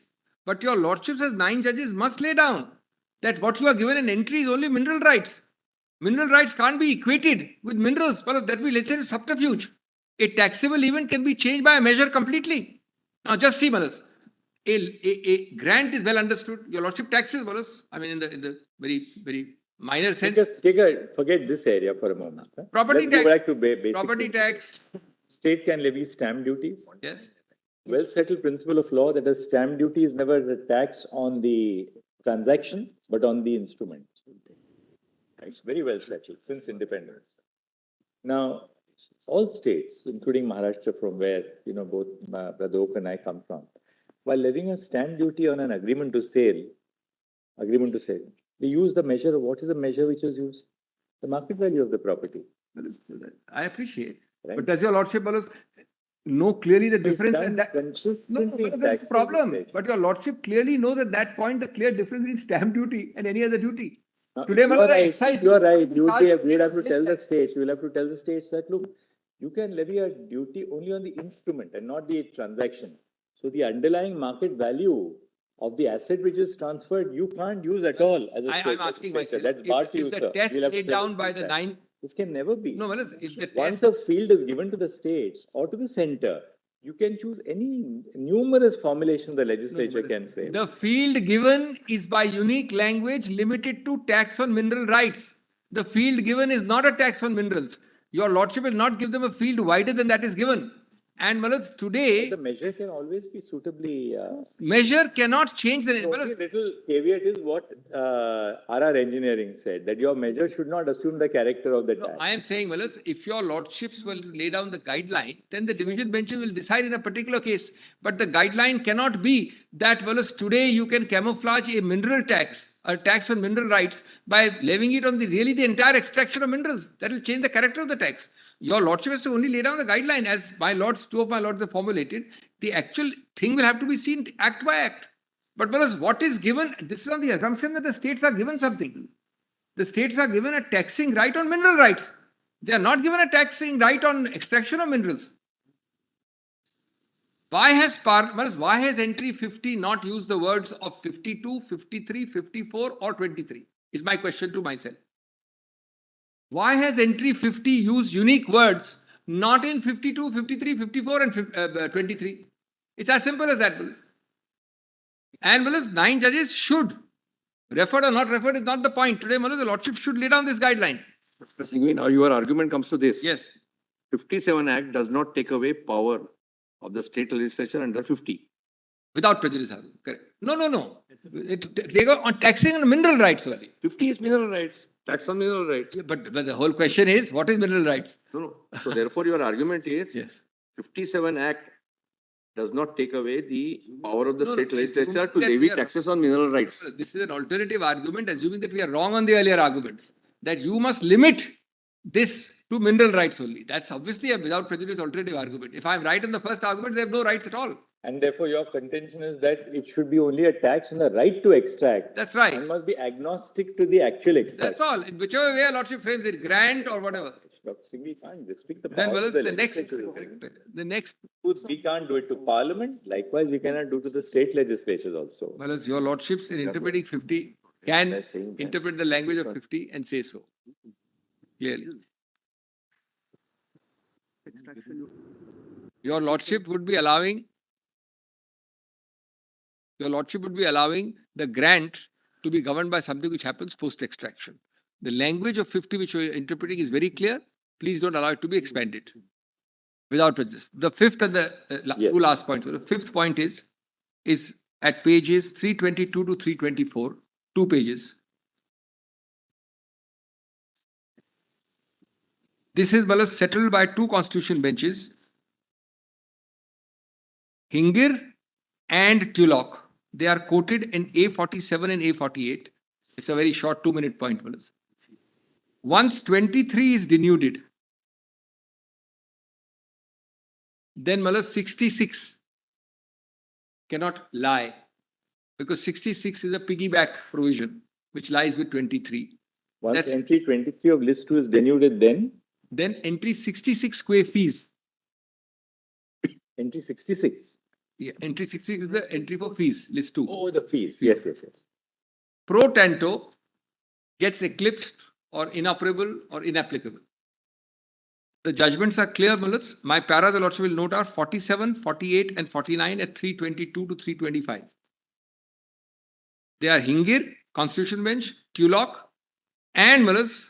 Mr. Sirvai has clearly, very unequivocally in his usual style in A49 of my para. I've quoted that. Said so.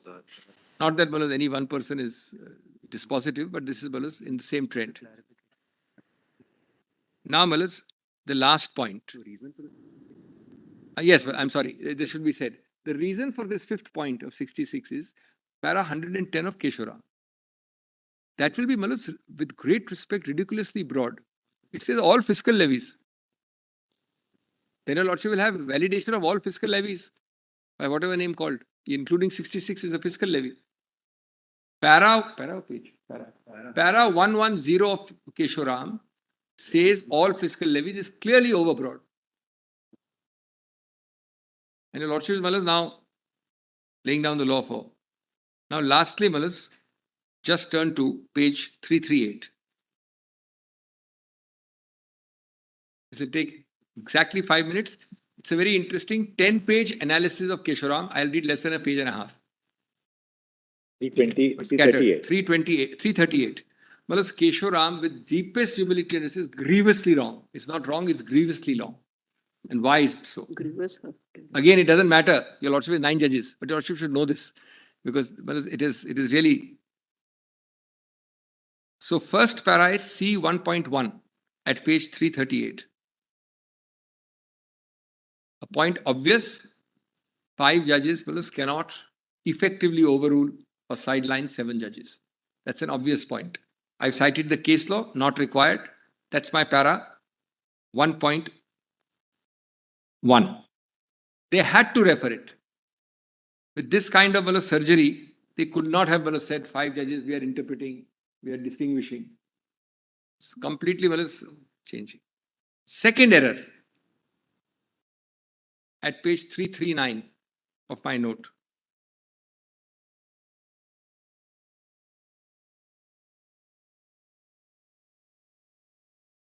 The typo point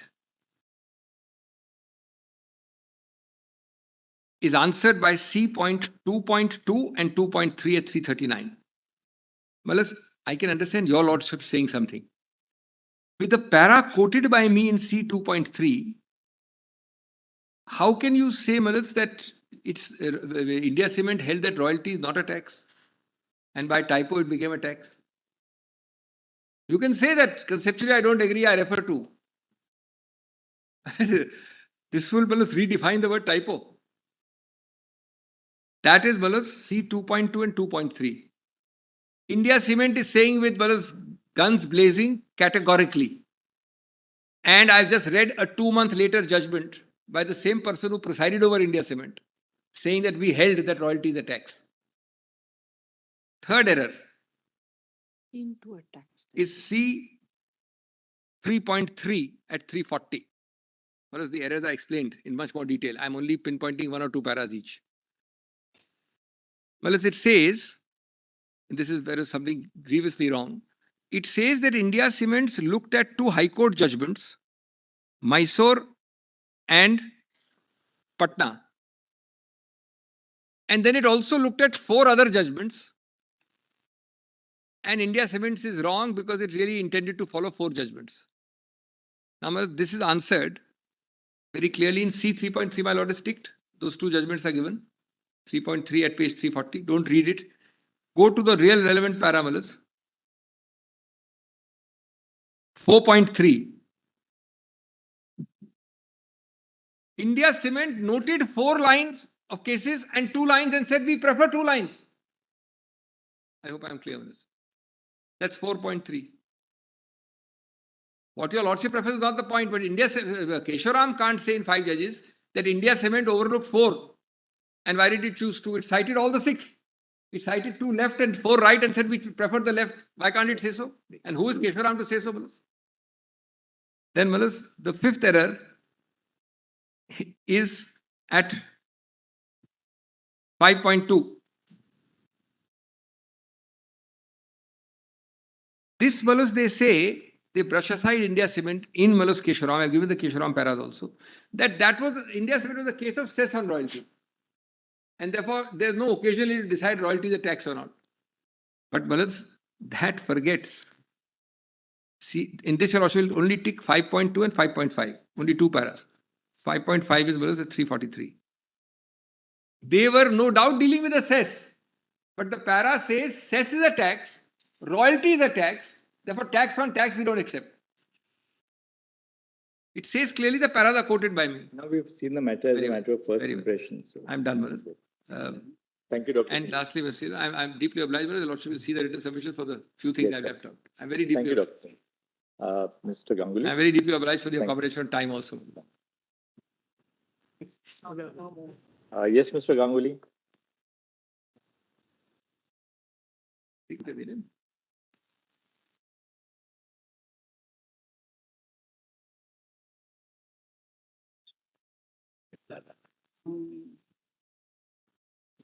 Should have.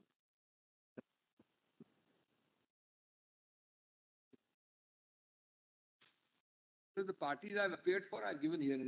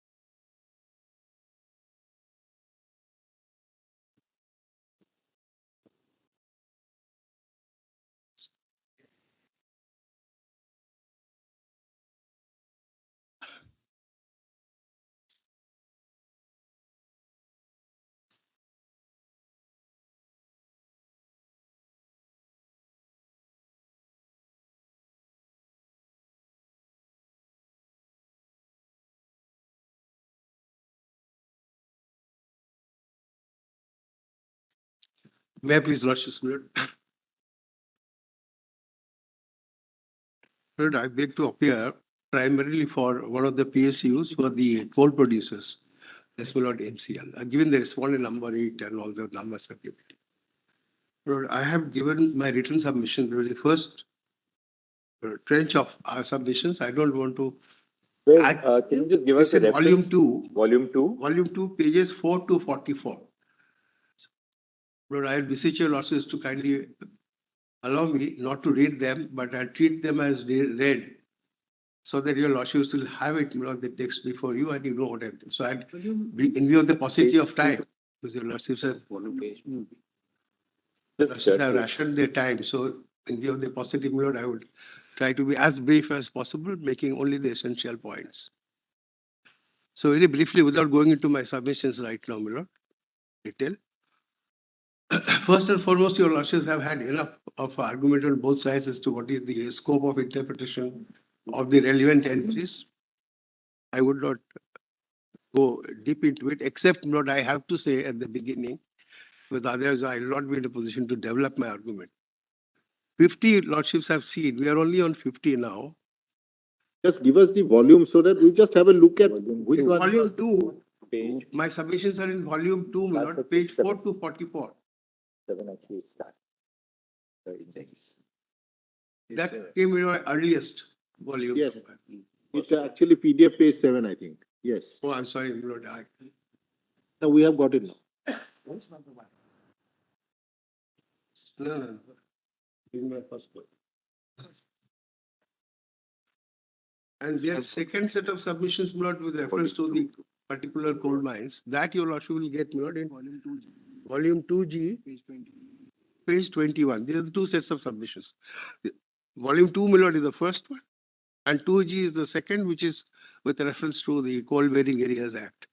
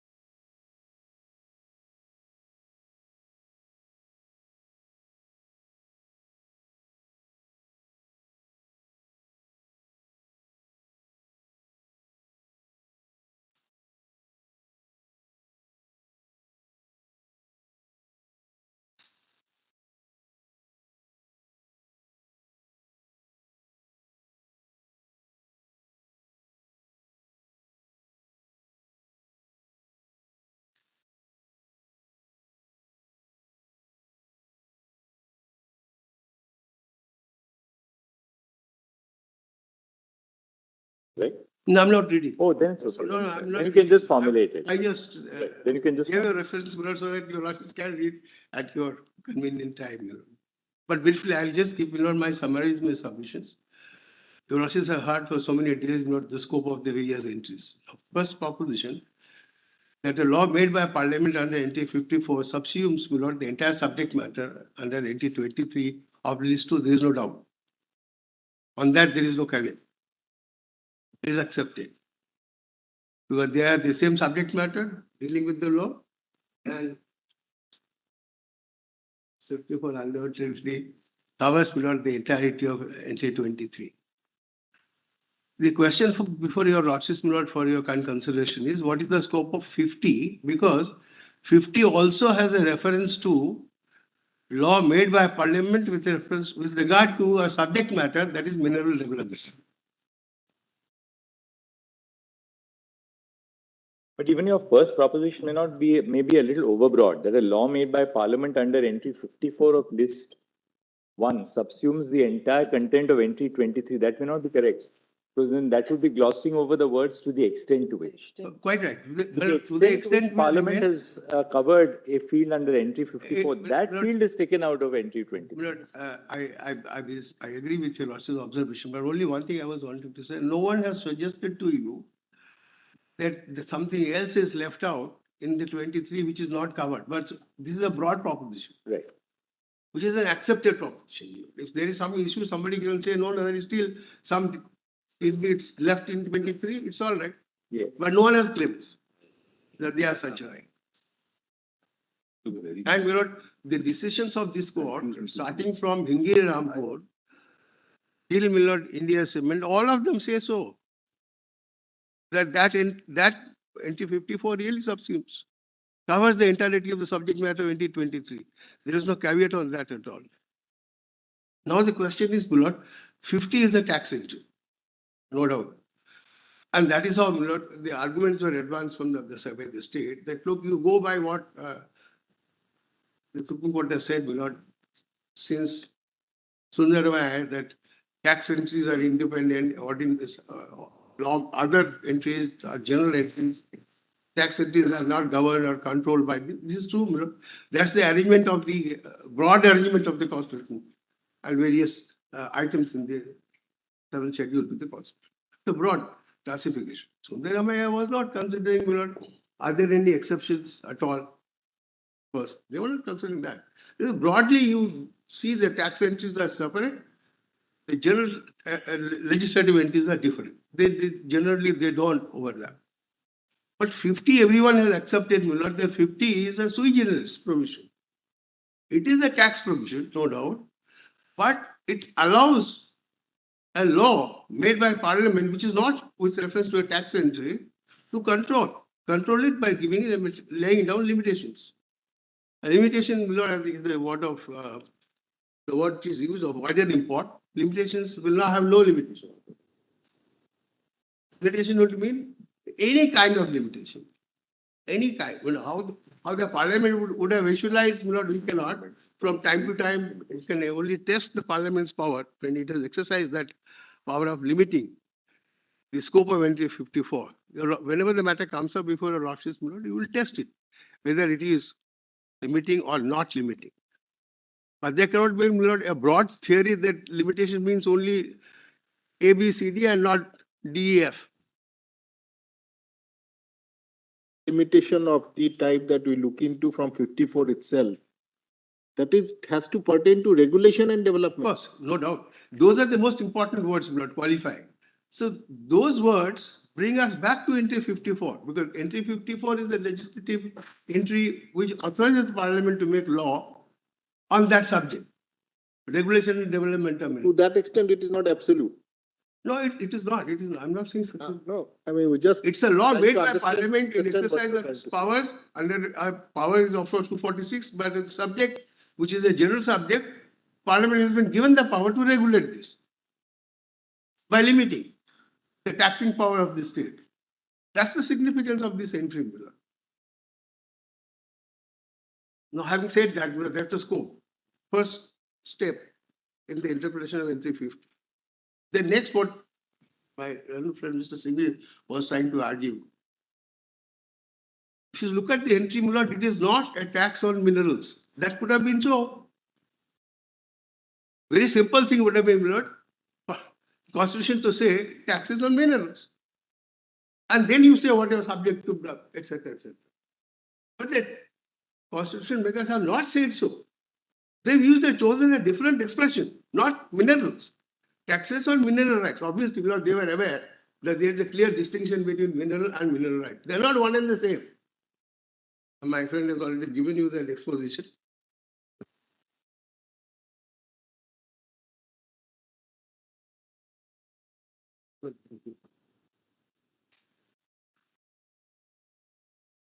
So therefore, while your lordships are interpreting entry 50, kindly bear this in mind. This is my humble request.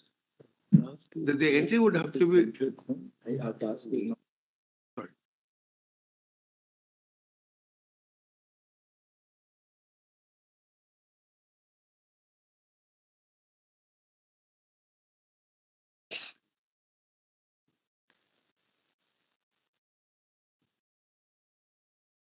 It's different.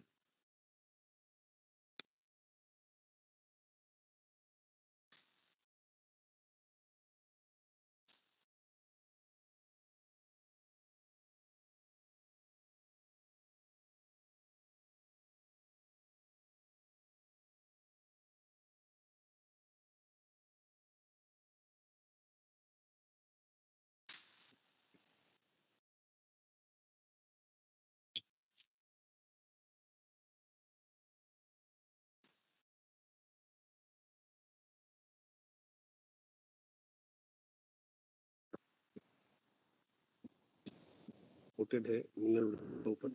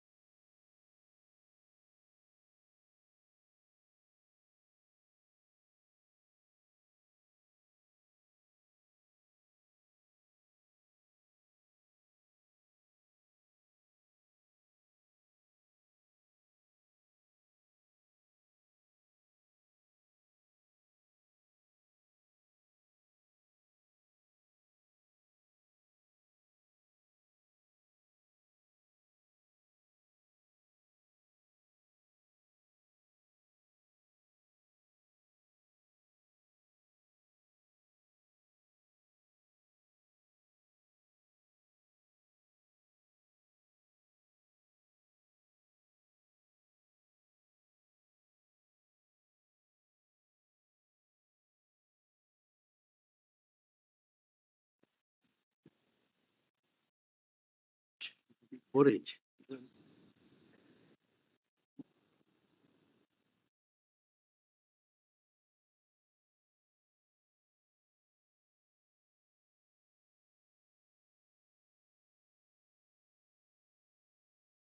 Four H কোথায়?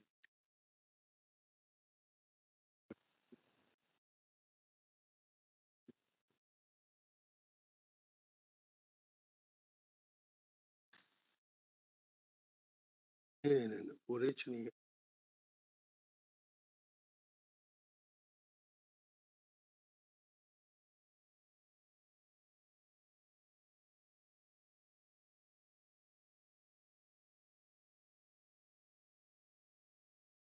Anguli, what is the core of your submission?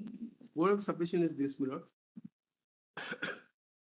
The scope of entry 54 is not an entry with reference to levy of taxes on minerals. Entry 54.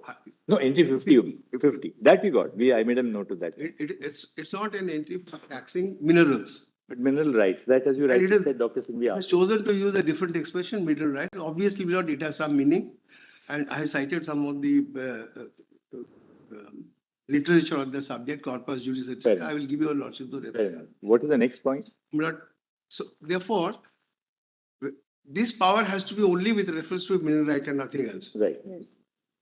The question is, has Parliament made a law with reference to entry 54 restricting that right, which is authorized, not mineral, but mineral right?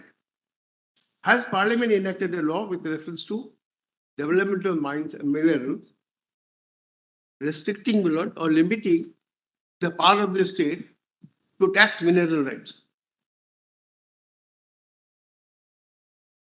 So if the first concept, Milord, of mineral right being only a right to extract mineral and not a right in the minerals themselves, there's a world of difference between the two.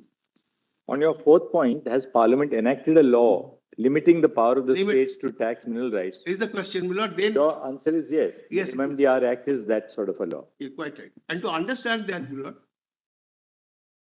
what would have to be investigated or Milord looked at is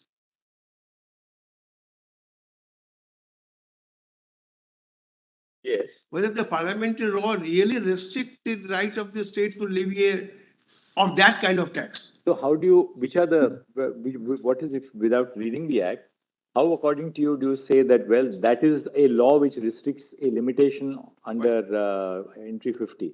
Now, Milord, if the right is to only the mineral right, if the tax is to the mineral right, then that would only mean that someone who holds a right to extract the mineral, which will be Milord by a grant of a lease or some other authority. But then are you conceding the fact that there is no limitation imposed by Parliament on the right of the states to tax mineral rights? No, I'm not. They have that under the entry, yes. But now the next question is, has the Parliament put any limitation on that or not? Right. So I'm on that. Parliament has one aspect is that you are saying it's not a tax on minerals, but a tax on mineral rights. Exactly.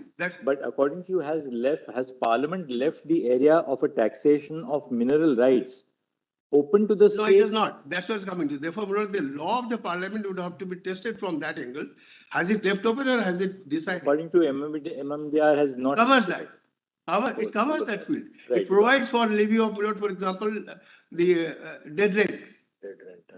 Dead rent is nothing but, Milord, a tax on a right to extract mineral in future time, as and when you think convenient for you.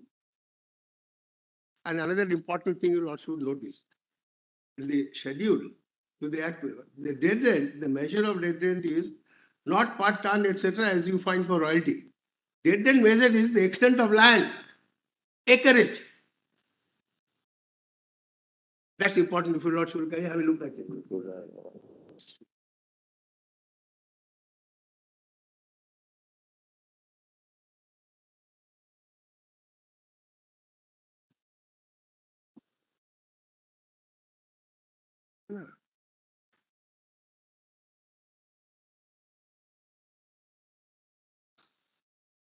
Second schedule.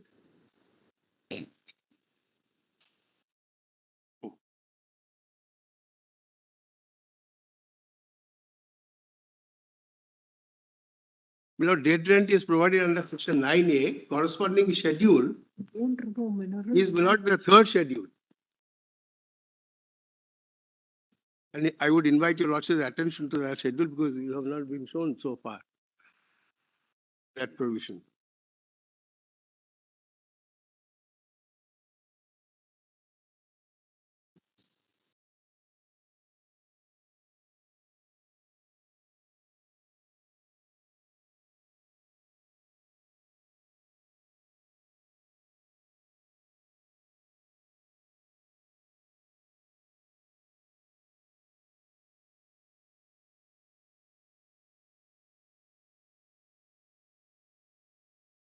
For not exercising right in respect of You mineral. have the right, no, you have to return in the right, not Nothing to do with mineral, exercise of mineral rights as such.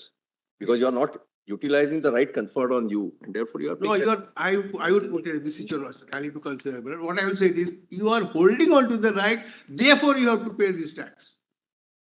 Not that you are not exercising.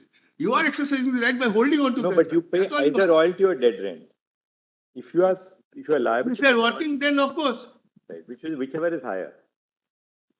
that is because that's not a mechanism to get more money. That's a different matter.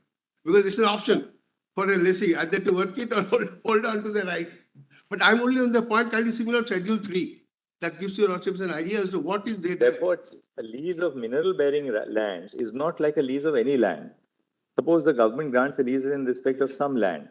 Government is still, we know that they provide for forfeiture if you have not constructed within a particular period. The idea there is that, well, you have taken a lease for a purpose, you must utilize it for that purpose. Similarly, the same concept in regard to dead rent, that, you are bound to fully exploit the mineral potential of the land which has been leased to you. If you don't, then you have to pay this. No, there was a situation which I'll bring to your lordship. That's another point I have to bring. There had been umpteen number of cases, my lord, where, I'm sorry, there lots of some discussion.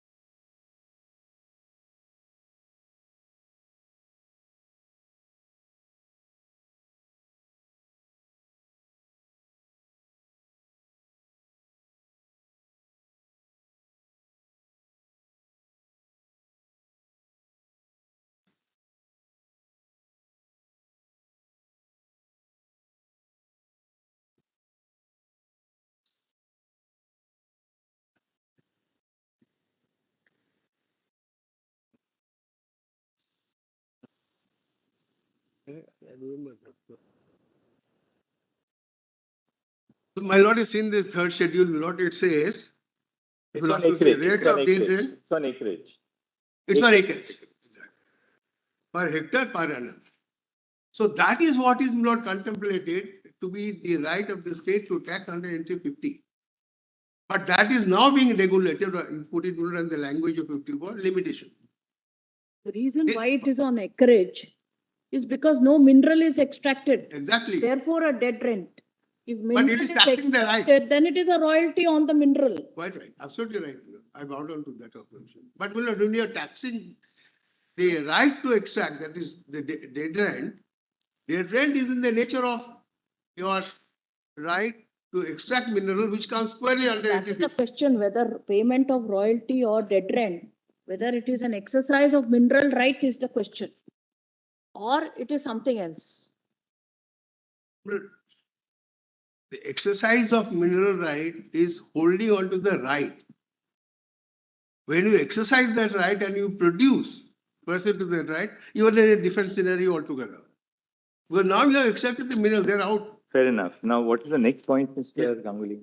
And just to give a lordship an example, because my lord the Chief Justice was pleased to observe that yes, it is a kind of a deterrent that so that people don't sit on their property and you don't allow the development of the mineral, though Parliament has desired to do so by enacting this law. Similar to what happened was there's a concrete scenario. Large number of private leaseholders had acquired leasehold rights but never used those rights. Large number of areas. So what the Parliament then had to intervene to enact a law called the Coal Bearing Areas Acquisition Act. Acquisition Development. Though that law would be referable to some other entity under this 3 for acquisition is only there. But this law was enacted for the purpose of giving effect again to the mandate of entry 54 for development and regulation of minerals. And that act was challenged by, actually the suit filed was basically by state of West Bengal in this court. Challenging the parliament's power to enact such a law. So their contention was, these are our property, how can you acquire our property? We are sovereign. So our sovereign rights can be acquired by parliament. That power is not given. The Rothschilds negative that argument and upheld the validity of the act. There is a constitutional judgment. I'll give you also that judgment here. And then what happened, interestingly, as a result of that act, all rights of the existing leasehold rights, whosoever had it, right to extract minerals, those vested in the center under the act. But that act, Parliament authorized the central government to get the mines work through government companies on such terms, etc., as they choose fit. So that act was given effect with that manner, where the government companies came in and given. States will not then question further to the government, to the central government, saying that we don't get any royalty from this because you have acquired our property. And it's a huge loss of revenue. So central government accepted this, and eventually Parliament amended the law in 1971 and made a provision under that act, introduced new provision, section 18A, enabling payment of royalty even in respect of these lands which are vested in the central government. That act I have to place before you because one case in which I'm appealing that directly relates to that case. That act you also will find is that volume 4L. L. 4L, page 2. Volume 4L, page 2 of that volume, you will get that act. I have to place that, I'll come to it immediately. What is the next point now, Mr. Yes. The other point which has been already argued, but I owe a duty to the court to explain to your lordships what happened exactly in Keswaram. How did Keswaram come to be referred to a bench of 5 judges? That Keswaram itself extracts. I'll have to show you that. What is the controversy that the Keswaram was asked to decide? It was not whether the tax on royalty is a tax on mineral rights or on minerals, and whether royalty is a tax or these are none of these issues were conversed at all there. I'll immediately show you that that judgment. I will show you quite a few paragraphs. So the scope in Keswaram was completely different. This was not an issue at all. And much less reconsideration of what happened in the Indian Cement. But I have to give it to the ingenuity of my friend Mr. Dwivedi. After the hearing was concluded by the Constitution bench, he came out with his hearing is closed. He came out, stood up to say, I have point that there is some kind of a typographical error in the judgment. This was attempted to in an earlier case, in the Odisha Cement case, but given up. This was raised, so we asked the court, are you going to take up this issue now that the hearing is concluded? So Chief Justice Khare, who was presiding the bench, said, certainly not. It was a closed chapter. So nobody addressed any argument to that bench at all on this question. Whether there was an issue or not, let's not go into that. This is a factual thing. Why to go into all that? Actually, we will really go into a unnecessary quagmire, if we start now. No. This is an historic fact.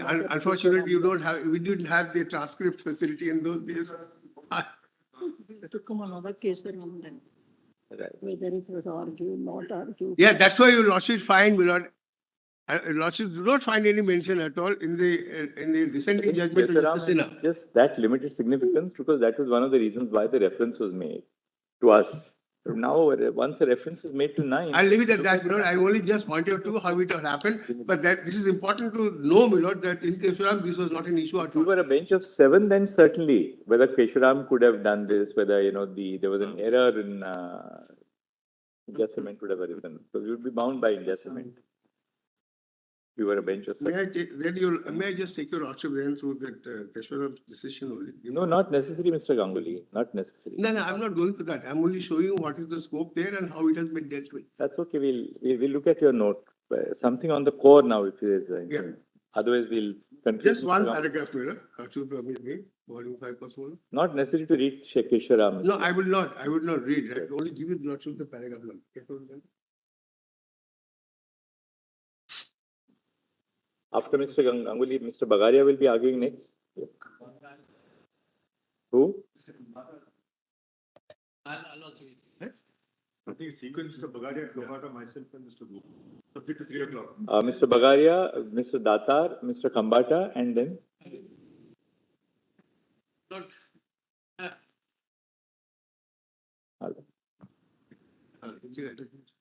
Is somebody raising both the palms? I sorry, my lord, I couldn't- No, I said is somebody raising both the palms because we found many. Only one.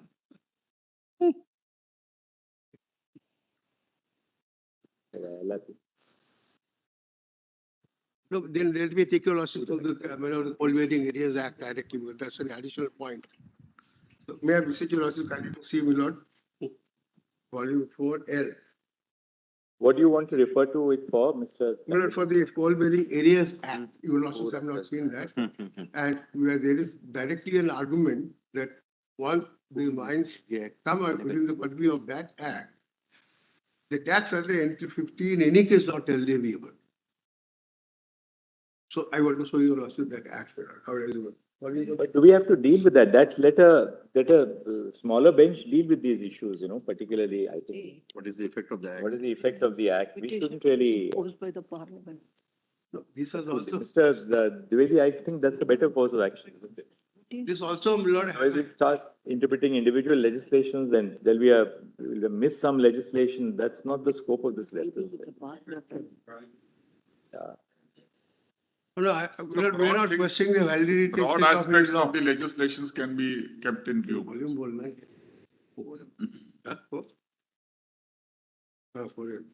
Anything else, Mr. Ganguly? Or we So can if you also Mr. just Bagaria permit me to, my lord, this is an act which is important for the reason that it will throw light as to the scope of, my lord, entry 50. That's why I just want to tell you also what it is all about. We are not asking you also to adjudicate on the nitty-gritty of that provision, no. So volume 4L, if your lordship will kindly permit me.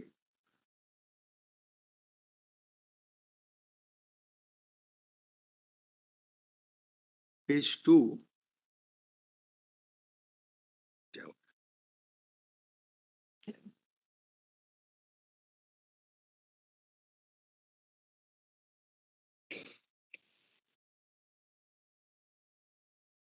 If your lordship will see the objects and reasons at page 2. Show us the relevant provision, Mr. Ganguly. Yeah, my lord, the provisions are, first, if your lordship will kindly permit me to. 4L. Yeah, let's go to. First, see, my lord, the preamble. If your lordship is not going to preamble, my lord, at page 5. Okay. Which you're making, and then we can maybe look at everything again. Section 4 is the preliminary notification which is issued, my lord, by the central government once the central government has come to the conclusion that coal is likely to be obtained in an area. So, section 4. Then, my lord, a notification under section 5. It is similar to, my lord, the land acquisition proceeding provisions. Effect of notification over what happens, my lord, all prospective license, mining leases, they all cease to have any effect at all. The whole purpose was to acquire, my lord, the mining rights of those who are holding on to the leases and not operating the mines at all. Then section 6 is a compensation to them, Lord. That's not very relevant. Section 7, Because, I don't think that's been the scope of the reference. It's not argued this side. If we leave the interpretation of the act, the impact of the act on the, on the appeal or whatever there is before the regular bench. Let's not go into the. I understand that, Your Lordship. Can I leave it to the regular bench to go into the question of interpretation if there be any? I was only giving Your Lordship the scheme of it. It's just similar section 10, what happens? Let's leave it, Mr. Ganguly. I don't think we need to go into the act. Unless there's a formulation which you have and then want to just sort of illustrate that formulation with reference to a particular. I'm referring to this act for the formulation, Lord, that this is a clearly an example of how you can, the central government can control in exercise of its powers under NT 54 and some other powers. This is also NT 42 of list 3, because acquisition is specifically dealt with under 43. But 40, the power of acquisition was exercised, Lord, in furtherance of its obligation under NT 54. That's how I was reading to your Lordship, Lord, the preamble. Preamble says, Lord, this that we have large deposits of minerals, they remain unexploited, they are required for the betterment of the country and in the larger interest of industrial development in the country. Therefore, they cannot be left to be unworked for all these years. So we should acquire. That was the whole argument. So this is nothing but augmentation of a law in terms of anything else, Mr. Ganguly? Anything else now? NT 54.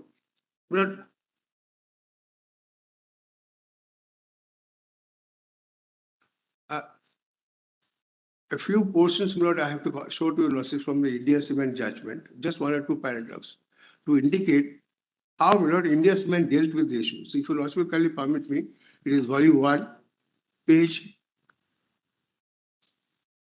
sorry, Lord, it is volume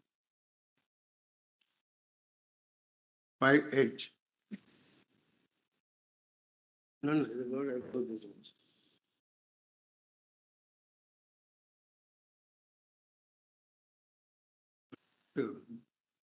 Volume 5. Lord, volume 5. I was just reading it.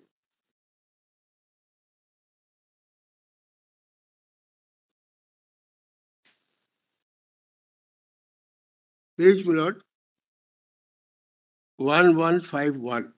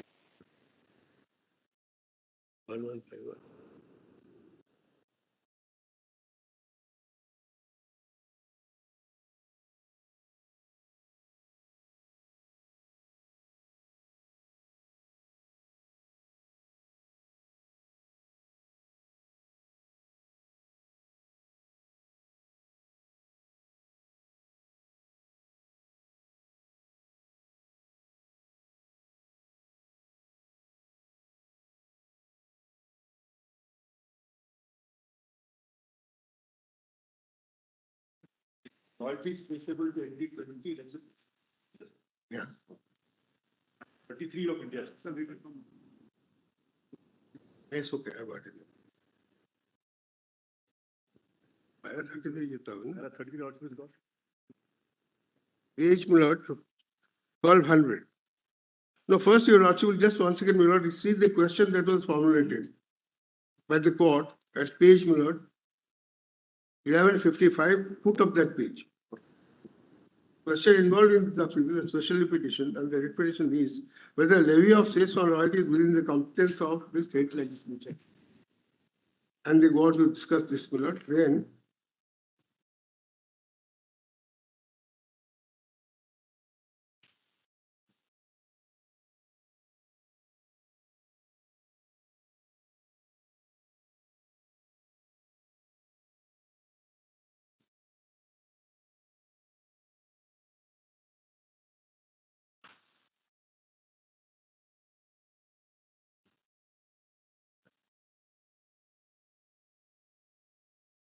Well, at first paragraph 24 at page 1166. There, the lawsuits are discussing the scope of entry 15 of list 2.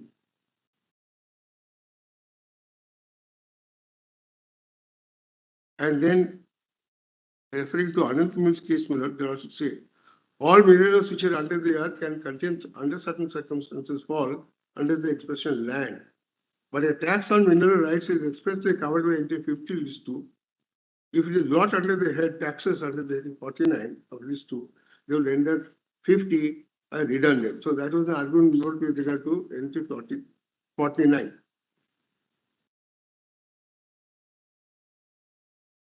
Then kindly turn to paragraph 29 at page 1168, where the lordships are now discussing the case on HSI Murthy's case. Murthy's case was the issue whether Murthy has correctly laid down the law or not. And then Only what are you driving at actually? Paragraph 20. What are you driving at? What I'm driving at is, India Cement was directly concerned with the question as to whether royalty is a tax or not. Why? Yeah. Because their lordships are considering the validity of the earlier judgment in Murthy's case. Murthy said, a tax on royalty, that's what it says, on royalty is a valid tax. So that was the issue which was before the court. The court was examining whether that is correct law or not. It is in that context, their lordships observe at paragraph 29, page 1168. The passage is quoted from HSI Murthy's case. Last 4 lines of the passage. After having said, that says is valid on royalty, the lordship says, our attention was not invited to the provision of any law created by Parliament. In the context of section 78 and 79 of the scheme of those provisions, it is clear that the land says in the truth a tax on land under entry 49 of the state list. This is what Murthy had held. Now they are considering correctness of that properly. Next paragraph, paragraph 30. It seems therefore 33 could be what you are driving at, I think. 33, para 33. Yes. I think that is where. I was going to 33, but I want to show you first also this, that the lordships found that section 9 is the provision under the MFDA Act, which covers that. That is stated in paragraph 30. And what the lordships have said is, last sentence, on that is tax on royalty is not a tax on mineral right. It would therefore be in any event outside the competent state legislation. So they made again a distinction between tax on minerals and mineral rights. And in 32 first, and 33. 32 first, it is contained by Mr. Krishnamurthy that the state has a right to tax minerals, which is completely different from what is the scope of entry 50. Now, that is being dealt with. Paragraph 33. In any event, royalty is directly relatable only to minerals extracted and on the principle that the general provision is excluded by the special one, royalty would be relatable to entries 23 and 50 of list 2 and not under entry 49 of list 2. Whereas the fee is covered by the central power under entry 23 or entry 52, the impugned legislation cannot be appealed. And then paragraph 34. Having said this, they clearly said that royalty is a tax, and the cess on royalty is beyond the permissible limits of the power of the state. This is very good. Then the lordships go on to discuss paragraph 34. See the beginning. In the aforesaid view of the matter, we are of the opinion that the royalty is a tax and as such cess on royalty, being a tax on royalty, is beyond the competence of the state legislature because section 9 of the Central Act covers the field and the state legislature is denuded of its competence under entry 23 of this 2. Then the last sentence, in any event, we are of the opinion that the cess on royalty cannot be sustained under entry 49. That's another argument. And then the royalty on a mineral right is not a tax on land but on payment of the user of land. Now, this is being picked up, this last sentence, to suggest that India Cement did not have the occasion to decide whether royalty is a tax or not. That, with great respect, that is the genesis of, Kesharam's beginning. That's how the Kesharam begins, let's say, to distinguish this judgment, of 7 judges. And that's how the Lordships have found some possible error, etc., etc. Whatever is that. That part I don't want to go over it. But this is because of incorrect reading, of this paragraph 34, which flows from what has been held in the earlier 2 paragraphs. And it is very clear from the earlier 2 paragraphs that cess on royalty is a tax. Royalty is a tax and cess on royalty, therefore, is forbidden. Very clearly says so. And there's also a reference to a judgment by Justice Vaes Verma, then as his lordship then was acting Chief Justice. He has also held that the development says under Section 9 of the Madhya Pradesh Act is ultra virus. But they also did not go further into it because the appeal was pending before this honorable court.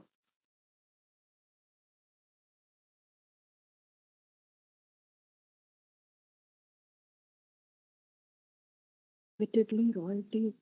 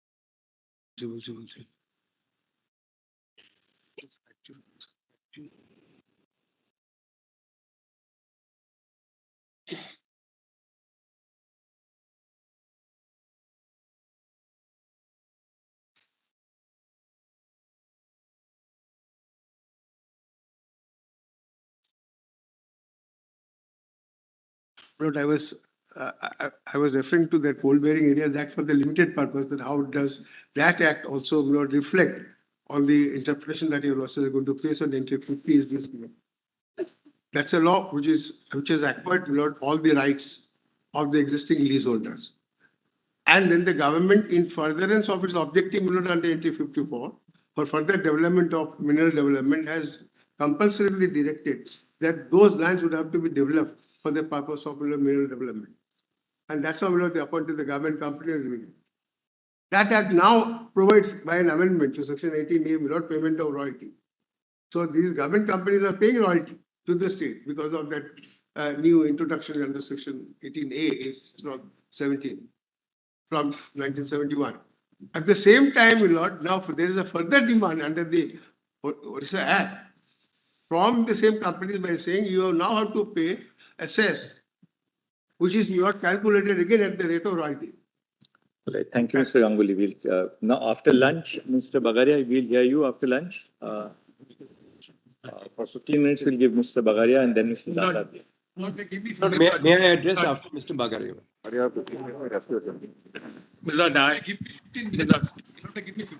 are going to conclude all arguments on this side at sharp 3 o'clock. One second. All of you sit down together. Whoever, 1 second. We are not going to do this. We are not going to haggle in ration time between council. That's for you all. Between all of you, you decide you've got 1 hour. Who will take what? If one person takes the entire hour, I'm sorry, we'll have to conclude at 3 o'clock. So we leave it entirely to your good allocation on who will allocate, how you'll allocate time the last 1 hour before you conclude. I'll take 5 minutes because my case is completely different. My English seems to be improperly understood. You may take 5 minutes, you may take 50 minutes, you may take 59 points, 59 minutes, 59 seconds. But that eats into somebody else's time. Just 5 minutes. All of you. Why don't you understand what I'm trying to say? Why don't you understand what I'm trying to say? At 20 council, if you take 5 minutes for all of them, it goes to 100 minutes. So between all of you, at lunch as you leave the court, please ration out the time inter se. We are giving now 1 hour. We have made it, yesterday we said till 2 o'clock. We have extended it by 1 o'clock. by 1 more hour. 3 o'clock, Mr. Dwivedi will start arguing.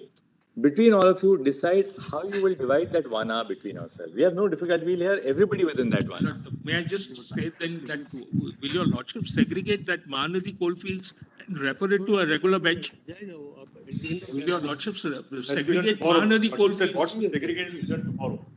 That segregation we'll do tomorrow. Respondent number 87, because We that's can't do it like covered this. by the We central can't do it legislation. like this. You know, there'll be a mess if you Right. start Very just well. throwing things like that. Very well. What is Maha? We are looking at this My lords, on- conceptually. Tomorrow, all of you give us that these are the matters which have to be detagged. That's why we said that. We'll do, right.